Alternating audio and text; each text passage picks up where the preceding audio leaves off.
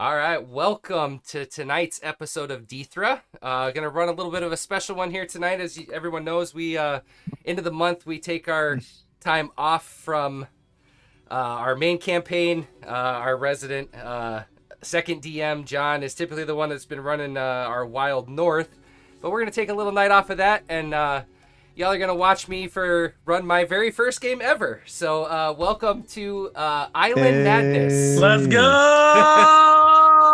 Popping that cherry. You do what you got to do sometimes, you know? So let's go ahead and we'll just kind of get right into it here. Just open this up. We're going to actually start tonight in the eastern isles of the archipelago. Matter of fact, on the far eastern isle of the archipelago, on a little island known as Salida de la Luna, or in trade tongue, the Rising Moon Island. Moonrise Island. Sorry, you got to flip those when you're doing it that way. It's just a very small island on the far eastern side of the archipelago. It's an island that was built potentially centuries ago. An island where history has become stories, and those stories have become fables, legends, fairy tales. As we open, the four of you having lived on this island at least most of your life, if not all, as well as your families being here at least a few centuries ago, have all been called to the main building for essentially a board meeting of sorts. The main board of this town has called a meeting just to discuss items such as these happen quite often, as you actually will know from being here. Discuss what to do with the funds that have come in from the trade port, limited trade that they do have. Discuss items of importance in terms of what items are lacking in this communal village, mainly deal with your small in-town trade and barter. What you might need from traders that are coming in. Anything that has to just deal with the town and the growth and the prosperity of this town as it may go. And so that's where we're going to start tonight. We're going to actually start with Kathleen. As you walk up to this main building, as you're walking up to the front of it, what you actually see, it's a building that's almost like a quad building. It serves three purposes, really four if you want to think about it. On the far right of the building, as you look at it, you have your port authority, or your port office, that also houses the offices of the main board members. In the center of the main structure is the tavern, 2 stories tall in the main structure, and on the left is the library, if you can call it that.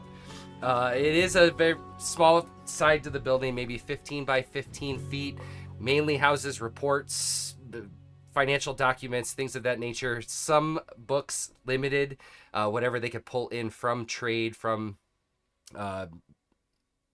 trade ships that have come in if they've needed it. Some books that maybe were written by people on this island. Few little things here and there. Upstairs above the tavern is the main building that the board actually uses for their meetings. Additionally, uses to feed those that might not have what they need at the time in their homes. So as you walk in the front door and the bartender shouts out to you, "Hey, Bear, you got that meat I've been looking for? Would you please introduce yourself and describe what you look like?" Okay, so Bear is I don't even know how to explain it. She's very, very brawny. Think American Gladiator meets female bodybuilder. Her forearms and biceps are bigger than your head, probably. Not a problem for her to toss a cow over her shoulder and just walk through the street. She's got oily skin, her hair's all disheveled, she's constantly covered in blood. She just looks like a chick you do not want to fuck with. So as she's walking in, she'll just sling a pig off of her back and just bam, there you go. Got your food. Perfect. That's what we've been waiting for. Picks it up, walks out to the back. "Hey, Menace, get this. Start cutting this thing up. We got people to feed." Oh, that's a perfect picture right there. That's her. That's so her. She's got the striations. Damn. She's cut. So Bear, Show ready. you're typically a few minutes early to these kind of meetings as you walk in. So would you assuming belly up to the bar as you wait to head upstairs for the meeting, and shortly just behind you, being another one close in town, is our resident blacksmith. So sorry, I gotta get names now. Jose, would you describe yourself as you walk in to the tavern? Yeah, you see Jose, he walks in, he's got dirty clothes, kind of a long shirt open completely, revealing his bare chest. He's got tattoos on his stomach and his chest, his neck, and his face. He wears gold necklace and kind of a tribal style.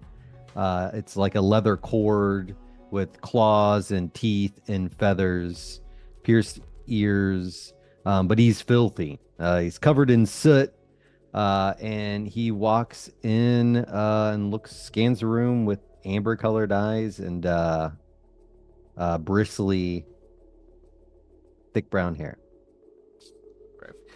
As the bartender kind of rounds that corner, he looks back over at you. Jose, I've been waiting on these taps. Have you got these things smithed up for me yet? Yeah, I got the damn things. Give me a second. Give me a drink first. Hold on. I'll get them. I've been working all day. Walks back. We'll pour you the drink. Set it on the bar. You know, that do that slide from this one side of the bar to the other as you kind of belly up, waiting for the meeting to start. Oh yeah, catches that, chugs it instantly. A scrawny guy like him probably shouldn't, but he makes his way back downstairs and begins to lug up exactly what he needed. Big sack full of stuff. Perfect. No more than just another couple minutes after that. Again, another one that just kind of works in town here. Eduardo, you walk into the bar. And just as you walk in, the bartender kind of looks at you. Another next perfect person I was looking to see. I got a few chairs I need fixed. When are you going to come around again? And would you describe what the bartender sees as you walk in? I walk out and go, Eduardo, baby. That's what I do. You want that chair fixed? I got you, man. But if your wife needs some more wood, just call me, you know. I do at-home calls as well. Eduardo is a tall guy, long, curly, oily, dirty black hair and kind of waves. He is surprisingly lean for a carpenter, and he has kind of a small limp from the accident. You know, when he shot himself in the foot. He hasn't been the same since. But he has that, like, you know, that wiry strength look to him. He's about 6'2", maybe like 165, 170, lean muscle. He has a halberd on his back, and he has his toolkit beside him, and he's smiling ear to ear. And he goes over to examine the chair. Perfect. In the back room, you hear a little bit of a ruckus going on. All of a sudden, let's see, I gotta get named Esteban. Will you roll me a dexterity check, please? Sure. Oh yeah, we just rolled a stat, right? Yep. Confused. 19. And as you do that, a guy from the other corner looks over and goes, "Hey, Esteban, what are you back in our group? Back in here with our group for? I thought you were supposed to be out there, you know, I don't know, working the crowd or something that's up in the front of the tavern." And what does he see as he looks at you? He sees a kind of like not necessarily short, like 5'8" guy, not tall, not short, really mid-range, very average looking, gaunt physique, nice chiseled face, probably used to be handsome. His skin's a little sallow, he's got short curly hair, and he wears clothing that are not from here. He sports weapons that aren't from there, and he speaks also with an accent that isn't really from there either. And he says, "Oh, my friend, here, there, anywhere. Where are we all really? You know, I I think I come here to entertain you, maybe. You want to throw some dice with me? You know, I guess if I had coin, I would, but at this moment, I don't. And you feel what you had pulled out of the pocket of the gentleman that you just pickpocketed. A small piece of paper that is balled up in your hand that you pulled from the kind of back part of his cloak as you successfully pickpocketed the gentleman that it was in front of you. And as the time kind of goes on, the bar starts to kind of wind down, and you start hearing people walking upstairs and opening the doors into the main conference room, up into the main space upstairs. Do you guys start to head up, or you guys still sit there and drink away? I make a couple more wood jokes, and I would Esteban, you need to calm down. Sleeping around, your wood's gonna fall off. good thing my name is Esteban. It's Or Eduardo. Eduardo. I'm reading the wrong person. Eduardo. He said yes. Esteban too. He's been traveling the seas. Who knows what those foreign women have? Hey, remember about those northerners? I heard they fuck wolves out there. Just be careful. But yeah, I'm gonna spot the drunkest guy, and I'm gonna follow him and do his pocket. Perfect. Give me another dex check.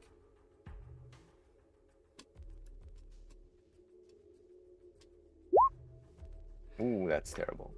And as you reach out to try to pluck whatever's out of his pocket, that drunken stagger just turns and smacks you across the face like, "Why are you so close behind me?"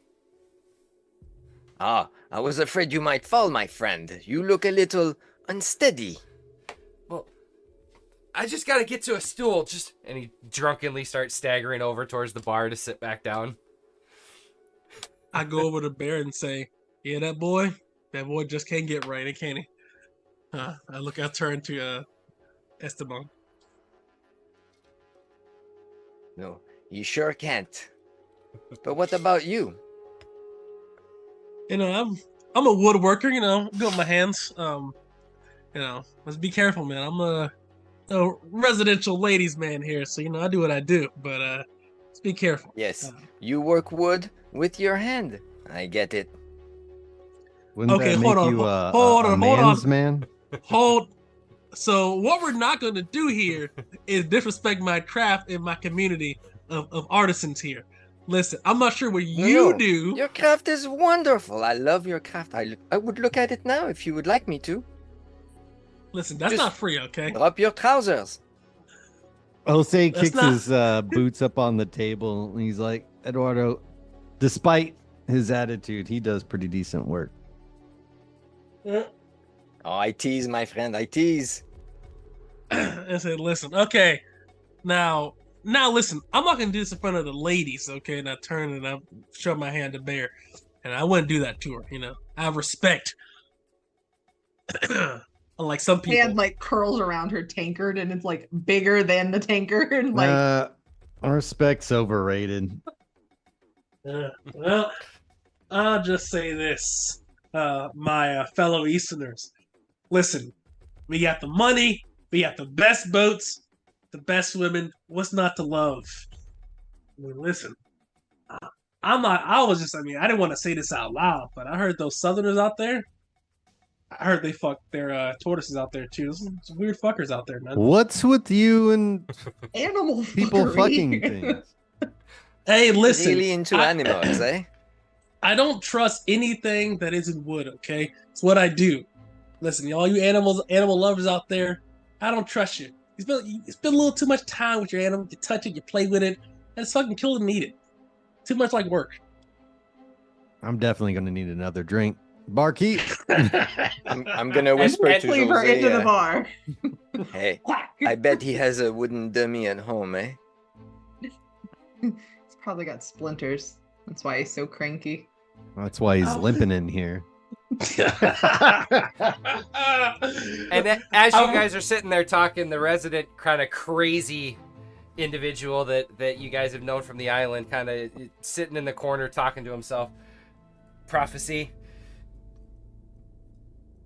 blood matters, life matters, power, prophecy, just mad guy sitting in the corner just spouting things. He's been doing it for years, but for the last probably 3-4 weeks, it just seems to have gotten worse and worse and worse. But he's just sitting in the corner mumbling to himself with a big tankard half full, milking it as he's sitting there. What's his name? Do we know? Is he that well known? He doesn't go. He has many names. Many people call him all sorts of different things. But if you were to go back into his bloodline, his actual last name in his bloodline is Poppy. Papicito. That doesn't seem important. Let's just ignore this. Yeah, Jose.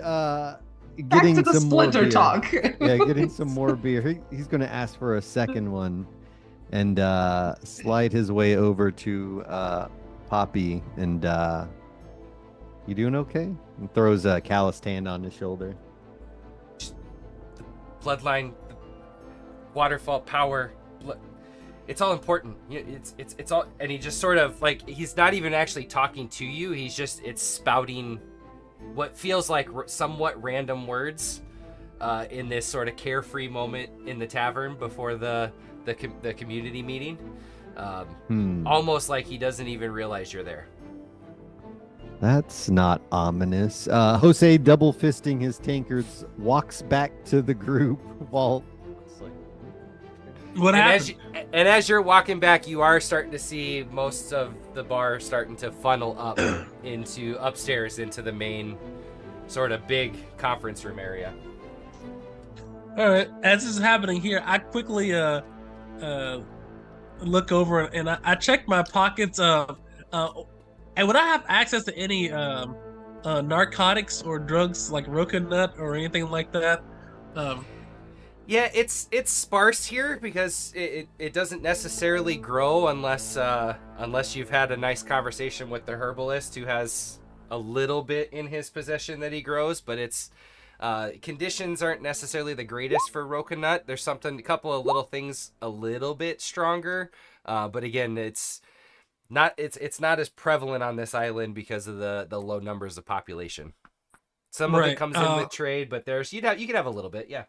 Yeah. So I go over to him and I say, "Hey, soothsayer, truth teller. Hey, man, you trying to get high?" We know you got the good stuff. Jose suddenly appears next to him. Oh, you got it. So I pull out. Listen, I was saving this little bit of roca for when I really was gonna need it, but it seems like right now you're looping. I'm gonna give it to you. Listen, I'm gonna pass it to him, and I'm gonna put out a lighter and say, "Man, you trying to get high?" And again, he just repeats, like he's just kind of repeating these same things, gibberish in between, doesn't even recognize that you're there.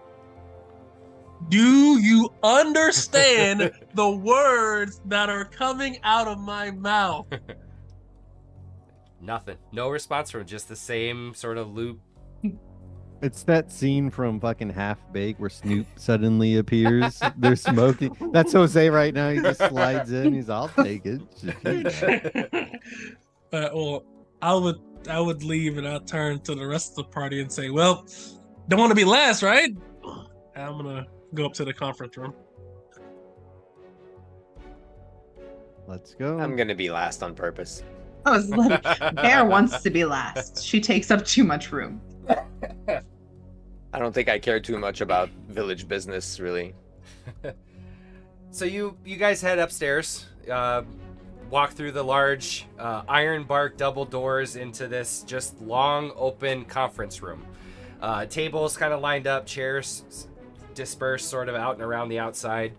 4 seats up in the front with individual tables as the 4 kind of board members or town council, whatever, are sitting up there, starting to call the meeting to order. You're hearing little pockets of conversation, just muttered little pieces here and there, but they call it to order, and they start off just droning about a trade ship that's been in port for 3 weeks and the amount of money it's brought in and what it is that they've needed, that they've They've run you short on food, so we got to try and figure out a way to get food stores and food stocks back up. They've run a little bit out of alcohol, so we got to start producing more of it. And all of a sudden, in the back corner, a gentleman stands up and just in the middle of the conversation says, "What are you gonna do about the stolen bloodline medallions that have been going missing? I reported this to you 2 weeks ago, and nothing's been done." And the guy goes, "Well, calm down. You know, this is not something we've had happen before, so we're still trying to figure that out. It's not like we have a police force." And three other people stand up around. Just, "Well, mine's been missing now for 10 days. Mine's 4 days. What are we gonna do about this?" Can I have everybody roll a wisdom check? Sure. Yeah, 20. Natty batty. Nice, Jose. Jose, you're the first to hear this as there's this kind of hollering and group going on upstairs. You hear a window downstairs shatter and a light scream come from what sounds like the building that's the library outside of this hallway, outside of this massive hall. With that, also, when you hear it, you actually hear sets of footsteps kind of walking in and around that building and around the outside of the building. Before I react, I have a question. Yep. The bloodline medallions, you might have described it. I missed it. Yeah. I'm assuming we all know what those are. What is that? Yep. So on this island, because of the way that it's all been put together, there are medallions that are handed down through families that have been on this island for centuries, for ages. What it is that medallion is what gives you the ownership of the property that you own, of the business that you own.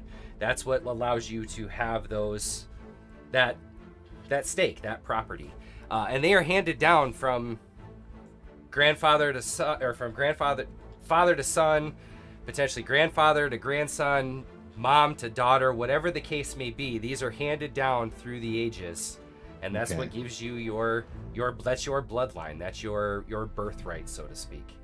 So hearing the shattering, Jose, he throws a look back over his shoulder, and then tries to focus in. Not super concerned until he hears the footsteps. His left hand grabs the pommel of a scimitar, and he puts his right hand on Bear's shoulder as he stands up. He does one of those kind of head nods like, "Hey, let's," silently, and then walks away from the commotion of the main room downstairs. Yep, I'll follow. All right. And so you know that where you're hearing the footsteps and where you're kind of hearing the commotion is not in the tavern area of this building, but to the outside, out and around. You have to go down through the tavern to get there.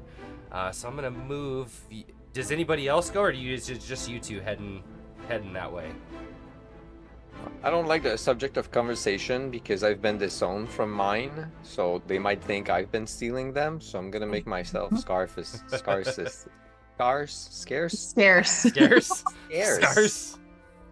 my friends were leaving, I'm gonna jump the fuck out too. I'm gonna go down there because where there's wood, there's way. I'm going down there. A broken window. That's money. Hold on. Hell yeah, get them a dude. quote. I'm gonna assess those damages. He's already started writing it down. Here's an estimate for your work. Yeah, man. Perfect. Some with them. So as you all start to head out, I'm gonna go ahead and move you guys to a new map. Give me one sec here. First time doing DM side of Roll20 here, people. Hold on one sec. Sorry. Good. Hey, there you go. All right. So this, did it flip over for y'all? Yeah, we see a overhead view of a town. Perfect. Some horses. So the building Very that nice. the building that you're in right now is this one right here. So you can see, imagine the center structure of that is your tavern, with the upstairs being the kind of the town hall meeting area. A little like library area over on this side, and then the little, like, basically harbor master council offices on this side with the water. And actually, let me really quick, I did not do this. This is my bad. I'm going to move you back in a second. This is kind of an idea of the town as it stands, sitting on the harbor. So you can imagine that building's basically right in this area of town. So the water is just straight south of you for the most part. Okay? All right, perfect. And so as you guys start to walk out of the building, what you actually see as you turn and look is these two individuals running towards the water.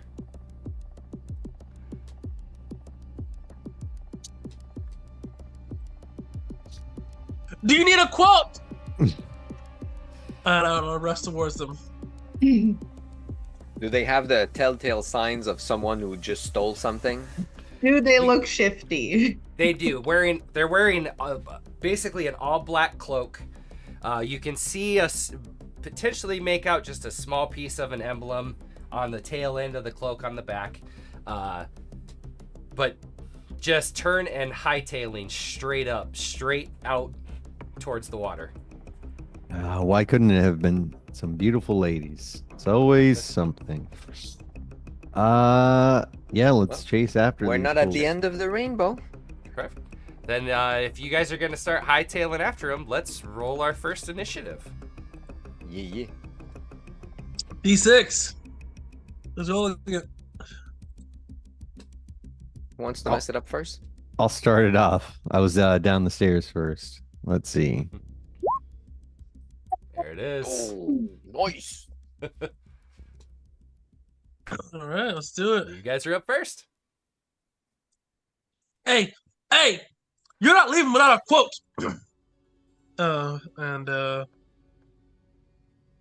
Eduardo. Hold on. Question: are they Easterners? It's hard to tell. Their backs to you right now as they're heading. They look like they're heading in this direction. Damn Are they Romans. armed that we can tell? If you see anything just in that quick glance, it'd be a dagger. Oh, okay. Flash of steel. Jose will do what he can to cut them off, drawing both weapons but not attacking. Tells them to stop where you are and explain yourself. So I really don't want to have to sharpen these blades later. Do they say anything in response to that? I would come up behind him and be like, you better talk to my friend. And the first this first one just in response just kind of wide eyes looks like did not realizing that they had made as much noise as they did and doesn't say anything but just wide eyed sort of starts to stop in his tracks. All right, I'm gonna roll a d20 and call high. I hit him in the face. Low, I don't. Hi. I walk over here and say, you come here and disrespect our peace, our community? For the sake of my mother and my father, for my homeland. I walk over here, halberd out, I go spin to win. And I hit him with it, or attempt to. A D20. You The hit. hit. I crack that motherfucker in the head. The Jimenez are not known for Fiery their tempers. diplomatic tendencies. Are you Fucking cracked hot-blooded. with that halberd? Are you going sharp end first, or are you going butt end? Let's roll it. Let's see. Low, sharpen, high, dull end. Oh, sharpen. Fucking cleave that motherfucker, dude. How do you do it to him? There. I go over here, I rush over here, and I say, listen, you don't stop, you don't listen to our people, you're probably an East, so you're probably a Northerner. And I just go, wing, and then I think, okay, he's gonna dodge, right? Shit, I just cleave this side of his chest open, and I rip the halberd back like an executioner, and I look at him, you should have dodged! Eduardo, you're fucking sick in your head. Jesus, man. Well, that one being cleaned in half. Bear's gonna try to grab onto this one. Just try to put him in a bear hug. Let's see if you grab a hold of him. What do you want me to roll? Strength check? D20? What do you want? What do you want? Yeah. Let's do because this one seeing him get cut would probably not full stop. Let's do a opposed strength check. Oh yeah, Damn. you fucking just bear hug the shit out of this guy. I mean, pick him up, legs kicking in the air, just. And then on their turn, what you do see is you hear another one at a full sprint come out of the library side, turn this corner, and just fucking take off down towards the other end of the harbor. You also hear this one, and I gotta get names down, sorry. Jose, you recognize what building this guy is coming out of, as it's the smithy. Bolts out of the back of the smithy and dead sprints back off this way as well. This one standing there in Bear's arms, just legs kicking. It's just, let me go! Is he an Easterner? Yeah, where are they from? He is an Easterner. You fucking traitor! And he just sits there looking at you. I'm gonna hold Eduardo back. Yeah. No, my friend. Let's just relax a little bit. We can ask some questions maybe before we eviscerate this one. He can't keep getting away with this! Jose throws his head back, just like, oh, God, the hell now. But he's gonna jog over to the smithy to see what damage is done. He's definitely not catching that guy. He's bolted. Yeah. And I'll casually go back to the meeting and just let them know that they might want to come outside.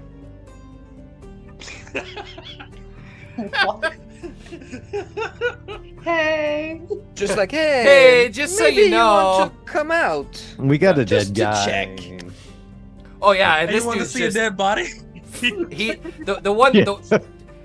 the one that you killed, Eduardo, is just fucking like blood spray across the ground. I mean, just gone, just totally I'm yelling cut at through. him. I'm literally yelling at the body. I'm like, you should have fucking dodged. You didn't have to die like this.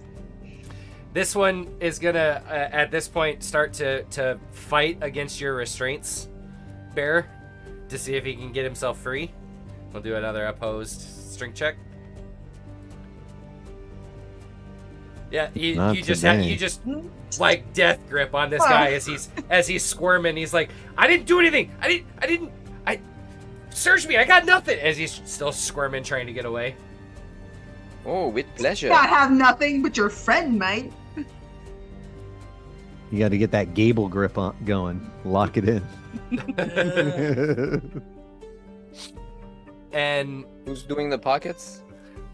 If I'm back, I'll do it. But I say, are you back? Did you head up and come? Because if you went up and told well, them, I have to they're go gonna through the bar to go. Everyone's upstairs, right? So I'm guessing that's gonna take like 5-6 rounds at least. Probably. But yeah, you're probably right. So then, Jose, as you kind of jog over and you get to your shop, you get to the smithy, you see the door just wide open and ajar. Where would you keep your birthright medallion? I'd imagine it would be on him, but if he didn't have it on him, it would be in probably just on a keepsake chest in his room. So when you open the door to your smithy, you see things shuffled around. You see pictures moved, askew. You see the bellows knocked over. You see the bed's been shifted. You do see the keepsake chest open at the foot of the bed. God damn it. Slowly walks into the smithy, kind of gets down on his haunches, flips over the bellows, looks at the room, and then he notices the keepsake chest at the corner of his eye. He's very slow in his movements. This is the kind of guy who isn't bothered by too much, kind of goes with the flow, but he gets up more exhausted than anything. He's like, I put in fucking 12-hour shift. Now this bullshit. But noticing that it's gone, he kicks the lid shut and heads back, locks the door behind him best he can, and I'll head back to the group.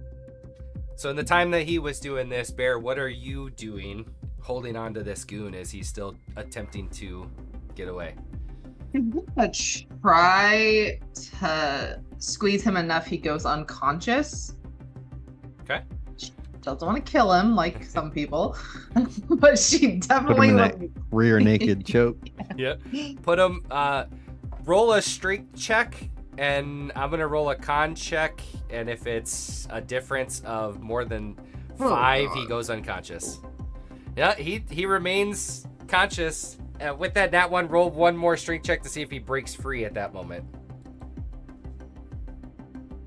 Rolls. You Hey. just Shit keep rolls. a hold of him. He starts to slide out, and you just manage to recatch that grip.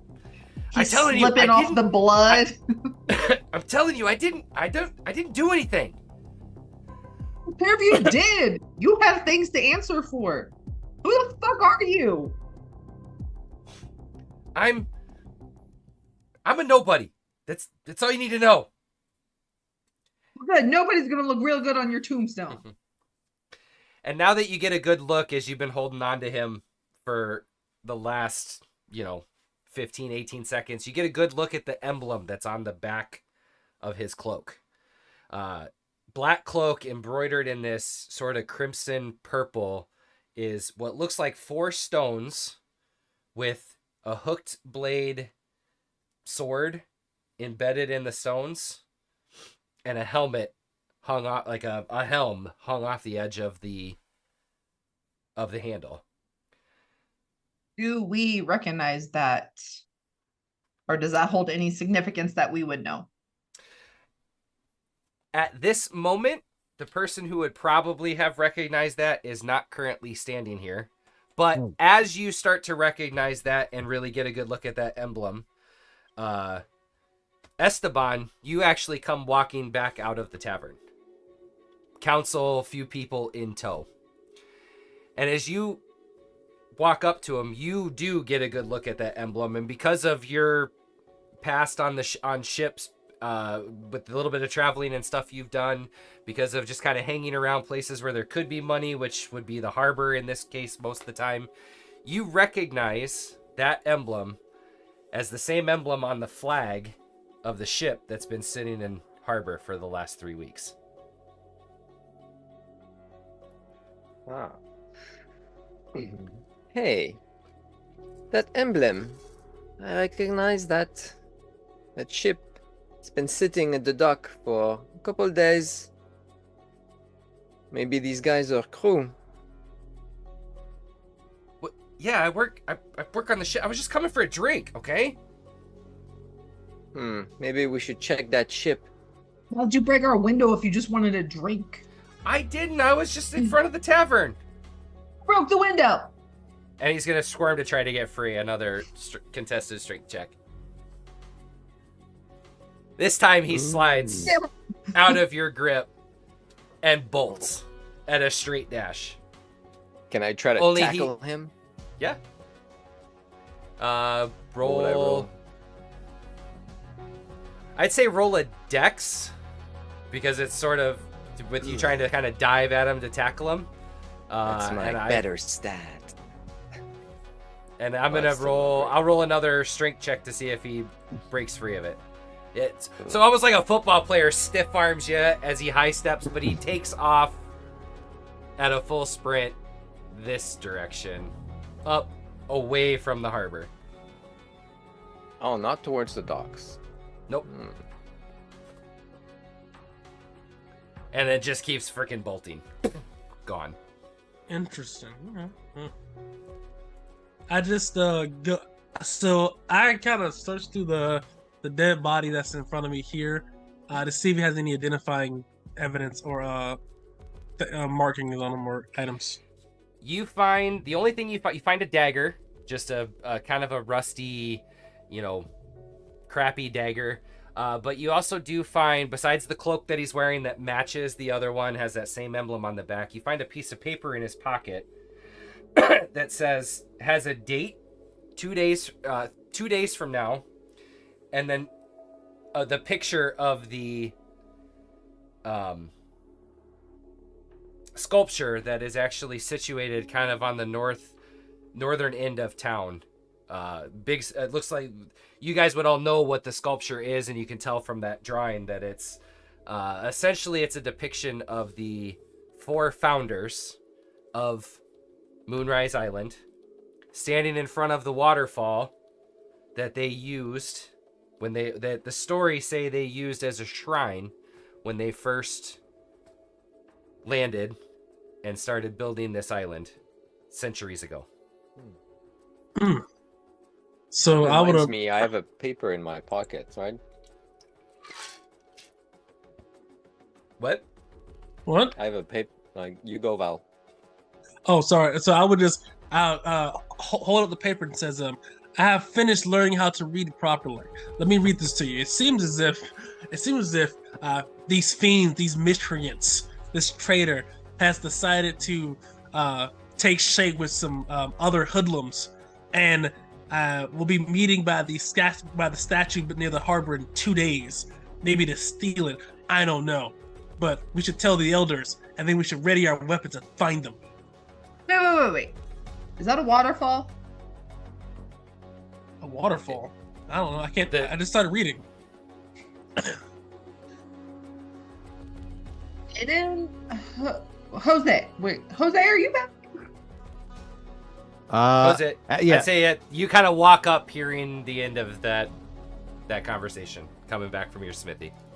Jose. Was Poppy rambling about a waterfall? I think so. He said some kind of prophecy. Blood Maybe matters. Yeah, and it matters, and to take note, and denouement, and foreshadowing. And there can only be one. Yeah, but Jose, he comes in, his hands kind of behind his head, just kind of walking. It's like, well, whatever they're doing, it's attached. My bloodline medallion's gone. They tossed the whole fucking place. Oh no. Jose will squat down and look at the dagger. Is there anything about the dagger? Maybe it's making where he might be able to tie where it's come from or anything like that? It's probably the cheapest iron you've ever seen with just the simplest, wood handle, just tang jammed into a piece of stick, essentially. Nothing that's correct. I mean, just somebody throwing something together to get as many people weapons as they can is what you could probably imagine.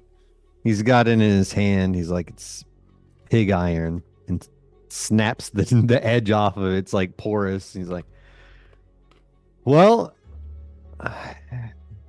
I don't know. It seems a little obvious. He has the note in his pocket.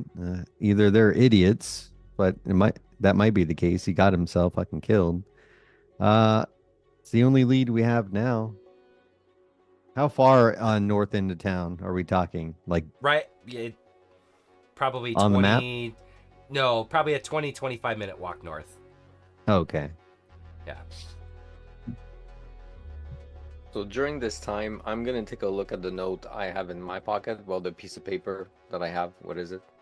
From the pickpocketing? Yeah. It's a shopping list from his wife.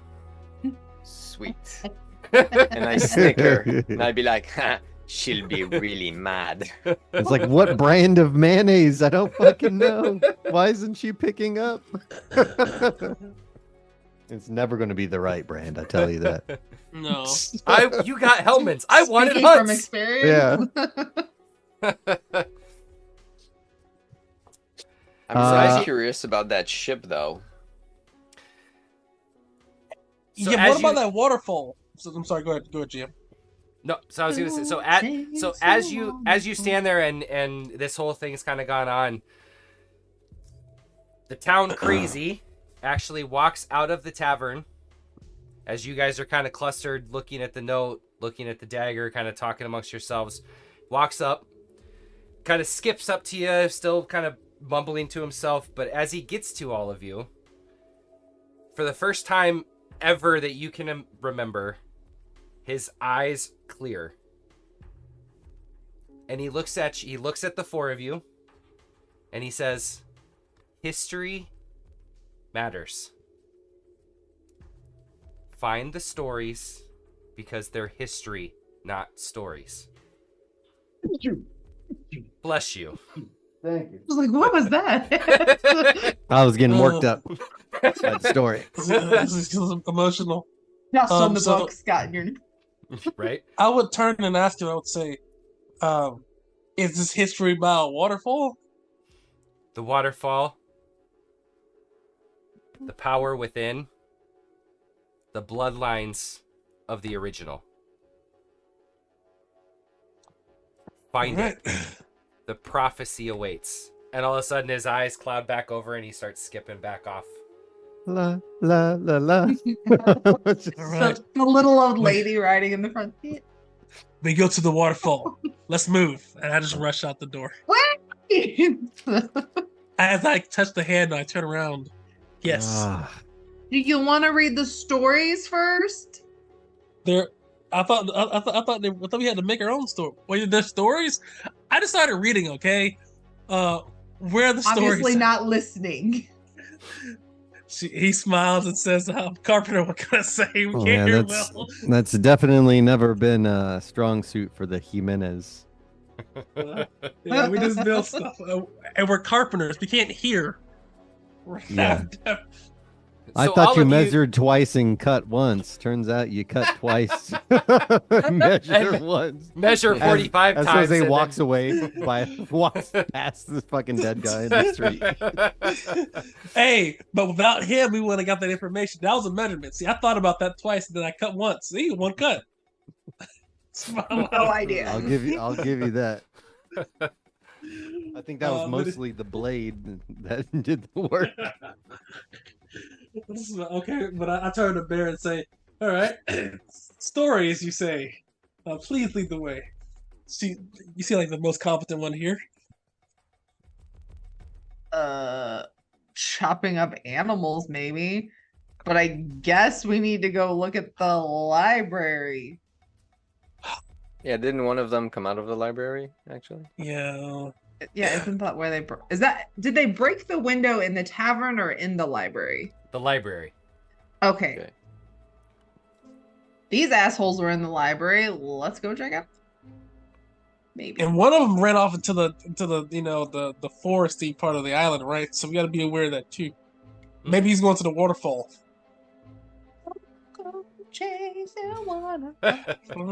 Might want to in this singing case. as she walks to the Yeah. library. So you guys walk up Ow. to the library and you do see the window shattered on the outside.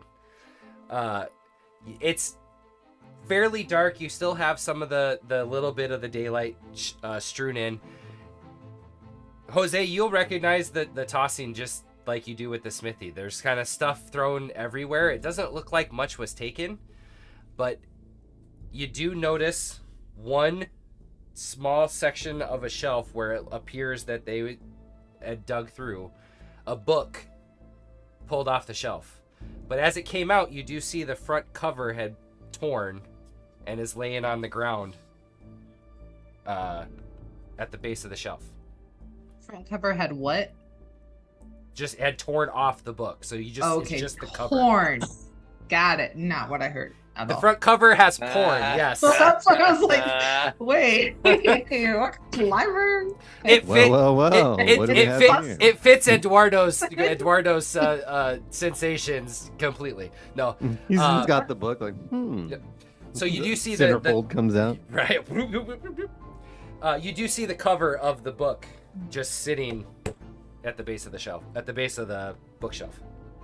And it's the only book that's really tossed around. That's why it's obvious. Yep. They knew what they were looking for. You Interesting. can definitely sense that. But it's they like didn't every- look for the door. Nope. It was locked. Big iron bark door. locked shut. Oh, so they broke in And then okay. Yep. Okay. there are no witnesses. The library is closed at this time. There's no Yep. staff or anything. Yep. And as you Oh, pick the no, cover guys. up, as you They do also pick the stole the money. that's in the other office. Damn. As he's cracking the safe. Yeah. As you do look at the cover, Sure it's here. as you do look at the cover of that book that's laying there, as you hold it up and you look at it, you do notice something very peculiar that maybe you've never noticed before. But there's 4 small emblems in each of the corners, and each one of you would recognize one of those emblems as the same carving as your bloodline medallion. Each of ours? Yep. Huh. It seems that the gods might have a hand in this, or this is coincidence. Take a look here. They'll hand the book off to be passed around. That looks like a cruel twist of fate. And this book needs more pictures, I guess, but I can read it. That's all it is right now is pictures. Yeah. A fucking We're destined to be together. 7.8 out of 10 needs more pictures. The picture book. No, but I would just say, indeed. Now we know that they're off to the harbor, and we know that in a couple days they'll be going to the statue. Maybe the statue has something to deal with our emblems as well. It's the founding fathers, the founding 4. Question: are we related to any of those founders ourselves? I think we are, right? Aren't we like the founding Possibly. families? You've been here your families have been here a long time. But nobody Oh, truly They have knows a book anymore. with all the genealogy, genealogy. right? Yeah. If All you right, look for that. Anybody else missing a medallion? Jose, we know yours is gone. What about the rest of us? Do you still I have would yours? have to ask my parents. I don't talk to them much anymore. Mine is inside of some wood on top of my mantle, so I gotta check that as well. Yeah, it's best you do. All right, I go to my mantle place and check my emblem holder. Is my emblem there? Yeah, as you get to your abode, door's still locked up tight. All right, I Doesn't want look to like grab anything's my disturbed. I'm gonna grab my emblem, and I'm gonna wrap it around my hand in a cloth of my family's sigil or colors for my family for the island. What I'll colors find these are your family? What's your sigil look like? My sigil Yeah. is a sea drake, and on the sea drake he has a piece of wood in his beak, in his maw, representing the sea and being raised up by wood of the ironbark. And it's blue and brown are my colors. So I have like my sigil. I wrap it around my fist, and I hold my halberd out, and I come back to the party and say, "We hunt."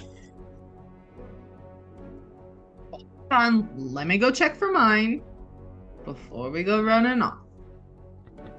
So she'll run back to the butcher shop, look inside one of the carcasses that she keeps in there, and within all the vile leftover parts that you would make hot dogs. All the viscera. Yeah. Yeah, No, the leftover viscera. Same thing. When you get back to the butcher shop, it's lights out, locked up tight. Yeah, she's gonna grab hers and she's gonna clean it off a little, and then tie it into her hair, underneath so you can't see it, but where she can feel it, and then rush back to the group. Esteban, you might want to go ask your parent. We can go with you. We'll be moral support, therapy, whatever. This is You know what? important. You guys, you can knock at the door and I'll go in from the back and just check if it's there. I don't really want to run into any of them if I can avoid it. Fine. I will go knock on Esteban's parents' door. So And I'll run through the Esteban's- back and I want to steal it. So Esteban's house is actually a ways out of town. So in your family, before you left and did what you did, they were a large farming homestead. So it takes a good hour or so outside of town to get to your family homestead. I will move you over. That's why I Grab a live couple in town now. chickens from the What? butcher shop. You grab a couple chickens. Is that what you said? Yes, a couple of butchered chickens. I'm gonna take them and I'm gonna give them to his parents as an excuse when we get there. Like, hey, I just thought you guys needed some chicken. Sounds good. So you guys start heading out of town. Are all of you walking out there together? All heading as a group? Yeah, you said it's like a 25-minute walk. It's like an hour Yeah, walk. Like an hour. Oh. It's a about a 25-minute walk to the outskirts of the main harbor town. They Okay. are sort of on the western end of the island. They're a big farming homestead. So to get to the actual homestead itself of his parents, it's about an hour walk to get down there. Mostly up the coastline, because their whole rest of the island there's a big iron bark tree forest that leads out, and then you guys would know that there is sort of a waterfall that falls off out into the ocean on the far northwestern end of the island. What direction is his parents? The same direction or They're a different southwest. direction? They're west, but South. they're on the south Okay. end of the island. Yep. Yeah. So are you guys all heading out that way? Might as well. Yes, and I am singing a song of the island, a song of my people, to unite the people together. Oh, east side, for And Morgan say- Freeman just in the background. Right? loyalty, loyalty. That So movie. you guys- Dude, I've seen that movie so many times. That's a great movie. So you guys start heading out that way. As you guys are getting out there, it's starting to get it's becomes dark. It's getting into that 8:30, 9 o'clock time frame, maybe 10 o'clock at night, where the lights are going down. You're out in the middle of nowhere where there's not a whole lot of light. As you guys are coming up on the actual homestead, let me move you over to the house map. His parents' house, that did not move. His parents' house is kind of like the Spanish kind of open feel. I don't know what they call it, like the Verde houses or whatever, where the centerpiece, like in here and back through here, is all sort of open with just the pergola style roof, and then you have just sort of the workers' quarters on the one side that closes off, the kitchen, eating area, the main sort of bedrooms back here, kind of a living area, library-ish place up here. So as you guys are approaching, you guys are still a ways off, and leading into this farmstead area is almost like cattails that they use from a farming standpoint. They use them kind of like coconuts. You can get water from them, you can get meal from them, you can make bread, things like that. But they stand about head height to almost all of you, except probably Bear, who's just a touch taller. And so as you're walking up, I would like all of you to give me a wisdom check. It's gotten darker. Bear is going to have put herself like in the middle of everybody. I lead from the front, and I'm gonna roll. I'm probably hanging out back. I don't really want to be there, but I'm describing the house to everyone and the property and the stupid history that I know by heart and kind of pisses me off now. So as you guys are rolling up, Jose and Eduardo, you two being sort of up in the front, see this. You see a silhouette through a window on the southeastern side of the house. Almost like it's completely dark, but you just But it's see on it's the almost- outside of the house? You You see Like the someone's silhouette creeping? You see a silhouette through the window Okay. coming from this southeast corner. Are the Down lights here. on behind it?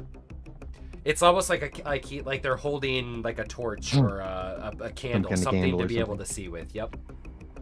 I'll say let's add a low whistle as they walk towards this massive, like, palatial estate.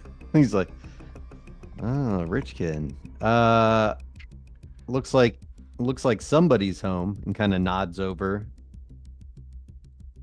That was not what. So what's the story here, Esteban? You run away from home. You get sick and tired living the good life. Well, let's just say that my father and I, we don't see eye to eye very much. And we've had some words that could not be taken back. And I decided that maybe I should go somewhere else and try my fortune, which also did not work very well. And now I'm back here. I'm not really on speaking terms with them. I haven't really made up for, what happened back then. Do you have a Someone's sister? Thief.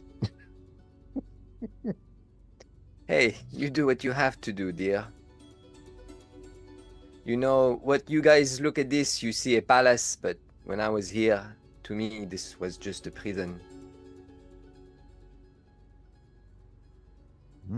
We all have chips on our shoulders, I guess. Do we notice anything strange other than the silhouette? Has it stopped, or it's kind of moved on from here?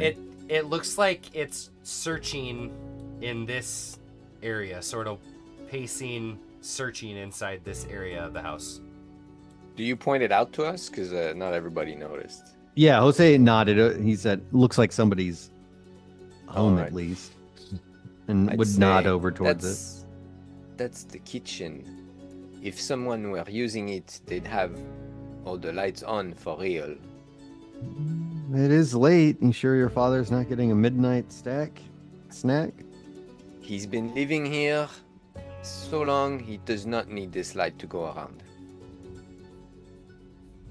And Huh. Eduardo, you also see then, as the shadow moves, a second silhouette sort of space out across the ground over here.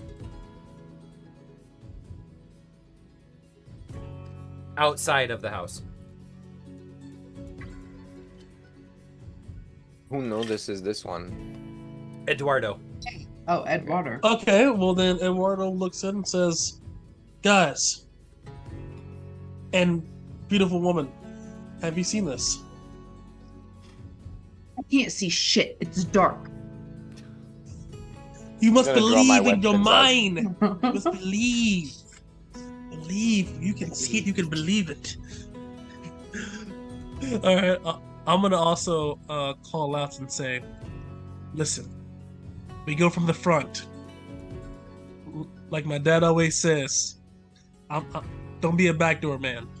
Eduardo. Actually, I know where the necklace is, so what's the closest entrance to get to it? Well, where would it be inside your familial home? I imagine my dad would keep it in his office.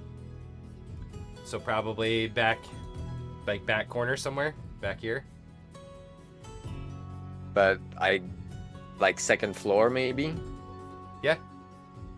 So closest entrance in would be to come from the back, because this is still this area all through here. This is sort of like the walkway, the hallway across the second floor. Okay. All of this is open, so you can walk right through the middle, through here. Let me do the ruler. Here we go. You could walk right through here. I and think all you're on this the is GM all layer. white. Yep. Oh, We can't sorry. see it. You could All walk good.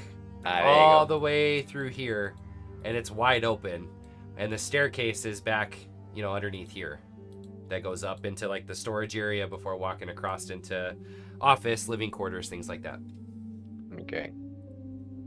So we could run through the house to go really quickly, or go around the house from the west side to not draw any suspicion. I let you guys know. House. I'll let you She'll lead. look I at don't... Eduardo. Looks like we are going in the back door. Not my preferred style of place, I know. But you know, when in the north, they say, you know, towards the northerners. Whatever you do, Eduardo, stay your blade. We don't need to kill people. They're more useful alive. Listen, they have come in our island, ate our food, took our women and children, desecrated them. You think they're gonna? They've done no that's- such thing. What are you talking about? You crazy They haven't fool? done it yet, but they're going to do Got it. grudges, this guy, man. Is it? What's your? Are you vengeful? Is that your fucking vice? Hold on, I'm gonna tell you what it is. Hold on. They're So taking our jobs. I am They took our dudes. I'm liberated, disciplined, flippant, addicted, and a mariner, and I'm pretty intense and broken. Yeah, So- yeah, you are. No problem. Look, Yeah. let's. You look Let's over just and see take a it big easy. pile of broken nut just sitting in the weeds next to I'm cured up, man. Listen, but also, He's just grinding his fucking teeth. Just dude, I geeked have out. the coke jaw just chewing on my cheek. awesome. But I say we'll go from the back then, and when we enter, we'll sing the song of our people as we take them down. Oh my god. Please just be quiet. We're quiet, That's- so we can't even sing the song of our people, the national song. Ugh. After our victory, make it a victory song. Fine. That'll No, work. we're sneaking. Sneak thief, lead the way. It's your house anyway. I'm sure you know these grounds. All right, follow me. Which way are you heading around the So- building?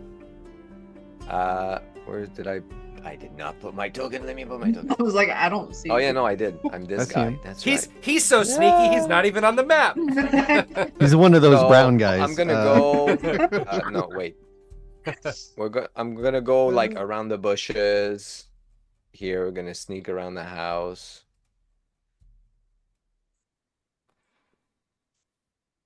I'm gonna move the map. And so I'm thinking So that whoever's this is an going, entrance. Oh no, Uh, we're gonna go around over here, right? And then we're Yeah. sneaking through here. if you, yeah, I So mean, that- you can go. So we're really Pretty going much. around like the longer way, but directly to the stairs. Okay. So then anybody that's going with him, give me dex checks. DC 12 to not be heard. Damn it! I cannot Oh, Fast- roll today. Fastest gun in Lord. the west. Hey, you said we were sneaking. So What are you so- doing? yeah, Look, so I just as you- did as 12 you hours walk, in the fucking smithy, dude. I am Bear tired. and Jose like trip over a ceramic, like kick the edge of a ceramic pot and sidestep into a bush that rustles. I'm gonna hold on one sec here. Oh, that's good. It's that And then I get classic upset and I'm shattering like, pot. Shh, Ding. you morons, be quiet. Then I Chickens just are realized- Like you're solids. Kathleen, what were you saying, Kathleen? You said the chickens start making noise. They're dead chickens. They don't The really dead make chickens. noise. You hear one voice go, "Hey, did you hear that?" No. And then you What? start to hear footsteps coming around the outside of the building. So where are we on our? You path made around it. the You thing? made it. You made it where you're Okay. at. But you're just Okay, hearing the footsteps sort of coming. Are we Check all out. there? Yeah, did we Yeah. all make it? We Okay. just weren't quiet about it. Yep, exactly. So we're just gonna hurry up at this point. Let's Okay. do another dex check to see how quiet you were hustling around the other way. All right, let's see it. Oh my god, I got it. I got an 8. rolling crap. There we go.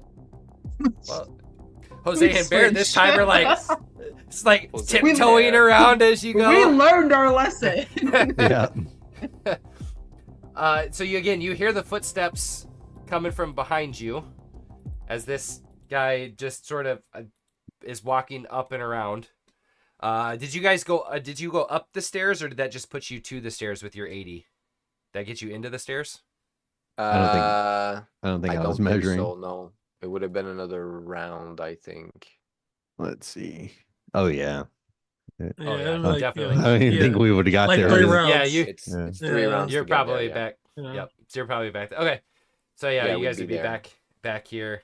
And then you start hearing footsteps just on the tile, like the like terracotta floor, that marble type terracotta floor. Right.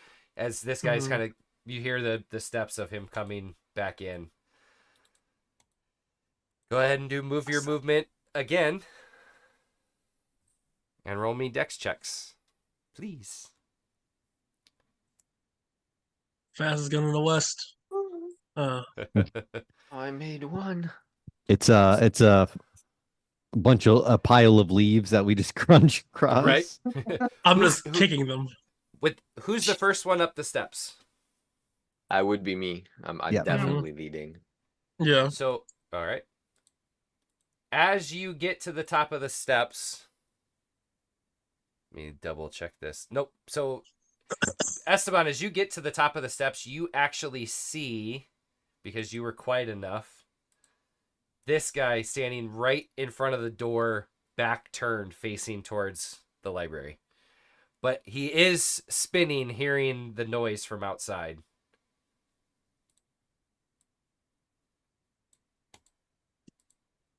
What do you do in that quick moment before he fully turns around? Ooh, shit. I think if he hasn't seen me, I'm gonna take my main gauche and I'm gonna come from like his angle where he's not looking and just jamming in his throat. Roll me a d20.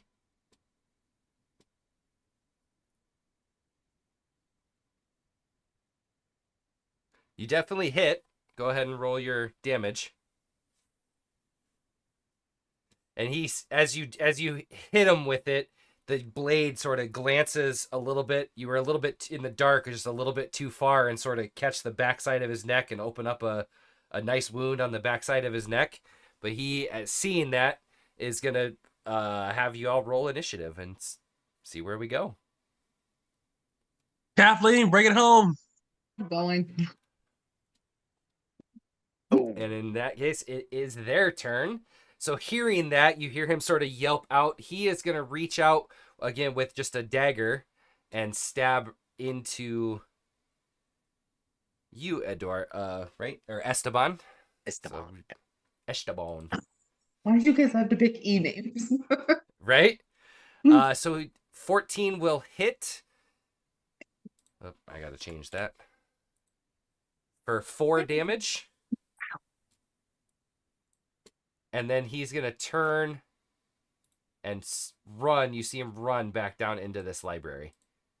At the same time, you see another individual sort of step out around the doorway and chuck a knife at you. His chance to miss is going to be a lot higher throwing this. 13 will hit you as well. For another 4 damage. I can't take another one like this. And then you hear, who is the last one in line? Just in this, who has been in the back? Looks like Jose. I think so. That's what it looks like. Yeah. So he steps up, hearing all the commotion. Will step up, Jose, and take a swing at you with his dagger. 18 does not crit, Critical though. hit. Nope, Oh. not with this one. These daggers, it's 20 or bust. Okay. Jesus. For 4 damage. God damn, man, you're rolling rocks. I know. Not trying to, I promise you. Well, let me get It's the all health. good. Let me get this health bar set up. And then you hear footsteps along the terracotta floor heading in your direction. It's your guys' turn. What would you like to do? Fuck this guy up. Yeah. Gonna retaliate against this guy. Moving quickly, he draws both swords out. One's kind of on his shoulder and the other one kind of across his waist. And he's just comes down. It's like alternating strikes, just in a windmill kind of motion. Sweet. Chop chop. Let me I don't even have a weapon set up.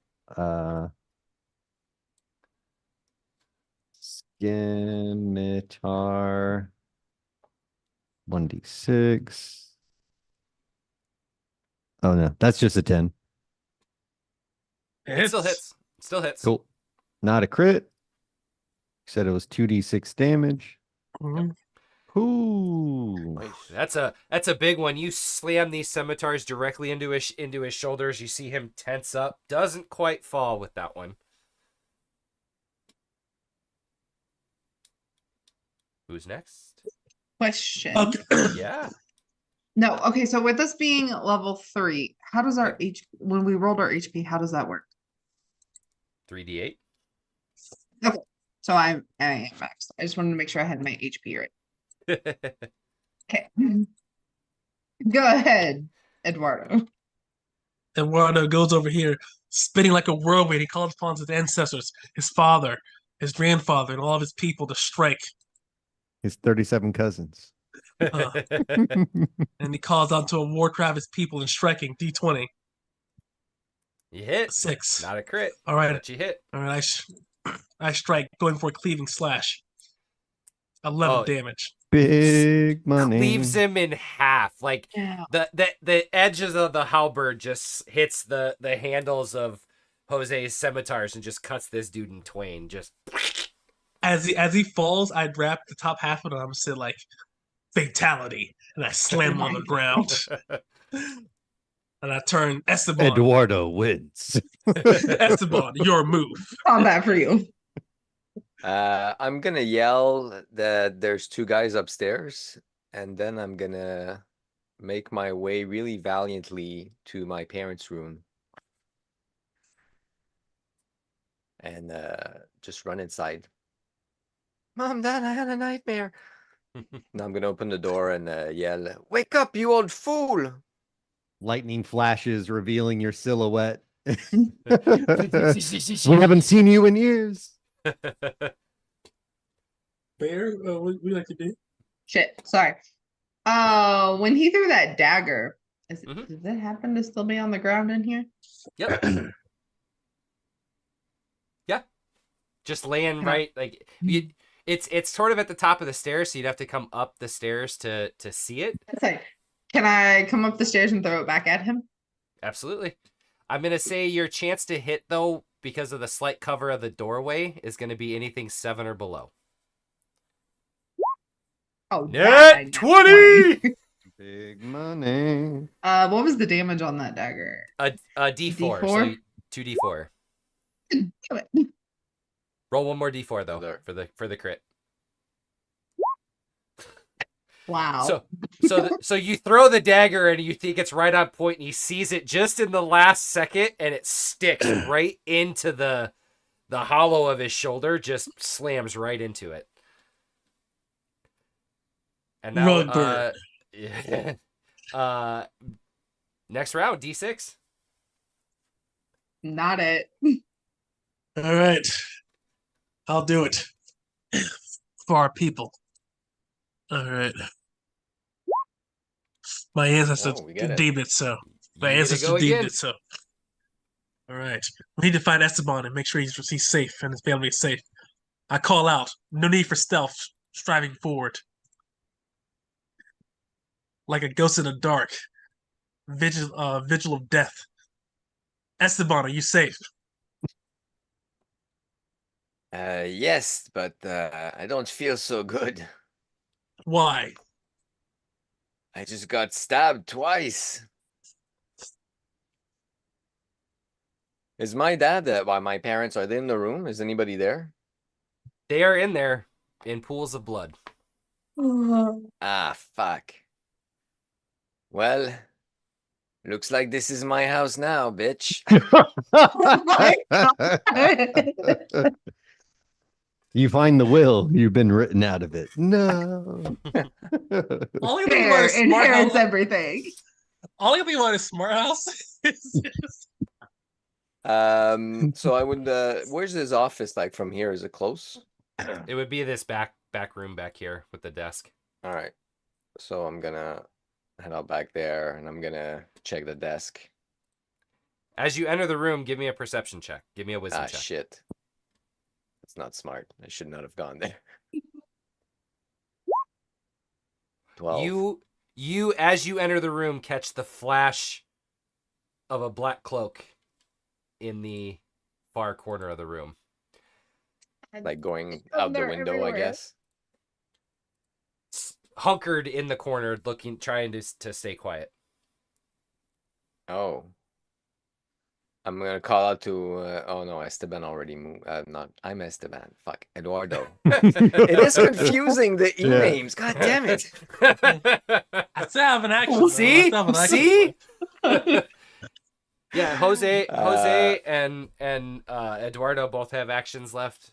So does Bear. So I can't Yeah. even double back. He'll hit me. So I'm just gonna move forward and attack. With both my blades this time. swing it. Strike true, strike It's fast. a swing. Bada bada.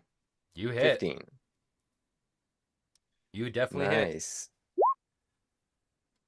For 5 damage. Yeah, and as you swing out with both of those, you crack upside the head and jam the blade into his side. He sort of keels over, but catches his feet. I'm gonna say, Eduardo, it was nice knowing you. All right. I won't allow that to happen. I dash forward using my action, consuming it. The burst of speed, I rush forward, calling out like the ancestral tribe, my grandparents, when they landed this place. You shall not harm any other people. Fall. Swing it. I He can't. uses I use action my to action. dash. Oh, that it. was your dash. Okay. Yeah. I am out of movement in actions. Jose Bear. What do you two Dude's want to dead, do? right? He's dead. Ladies This one's first. dead. Mhm. Yeah, let Ladies me first. put that Mm. X on there for you. Yeah, but they changed all my buttons. And like I said, you did hear the sound of boot prints coming across, like running across that terracotta floor. This whole area up here is upstairs, right? Like all Correct. this. Yep. Okay. Correct. So yeah, So if- she'll just finish running as far as she can. Are there any windows to like see down to these guys or So this is like a walkway with just a railing, so it's open with this a roof over top of it, but there's it's just a walkway with a railing that you can see down. So you do see both of these individuals down here.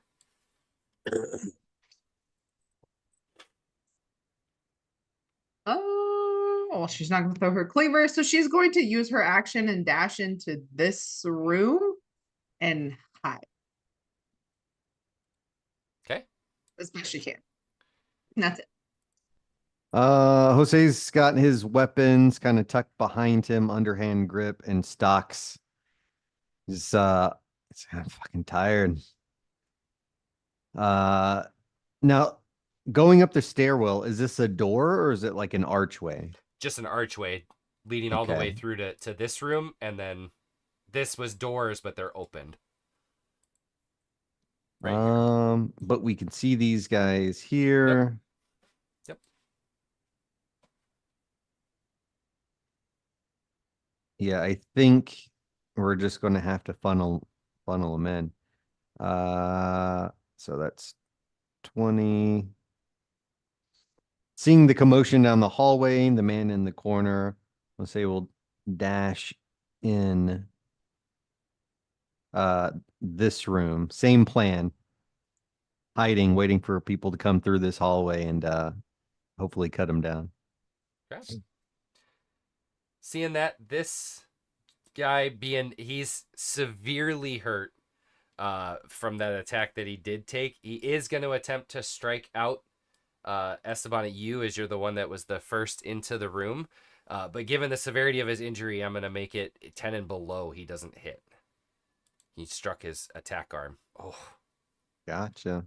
got him. Yo, Damn. bloodline And we're ends gonna here. go. Not necessarily. He was the one truly looking, so his dagger is even worse than everybody else's. So you take 2 points of damage there, and the dagger actually snaps off when it hits your gambeson. Oh, man, I have DR. I forgot about that. DR. Yeah, I was like, I that's was, worse. I'm gonna say something like 2 damage if you have a helmet and games. Yeah, yeah. So I'm actually not so bad off, but this does damage me still. But yeah, okay, okay. And the dagger Forgot that snaps fucking off DR. as it hits.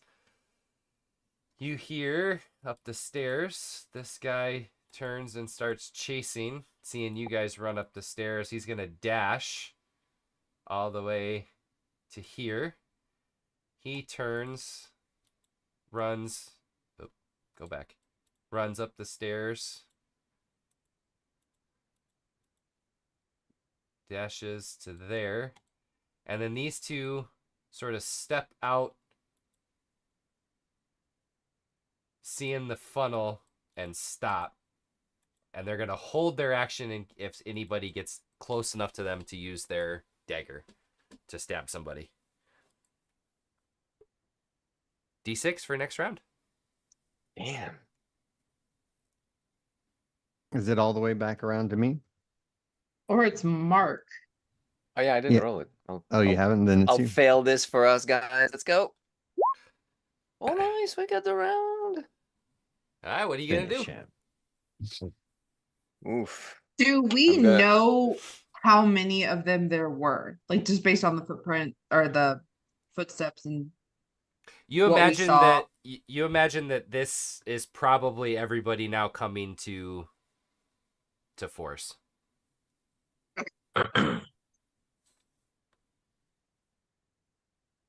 right, I'm gonna attack my guy. Roll it up. You guys killed my parents. A pleasure I reserved for myself.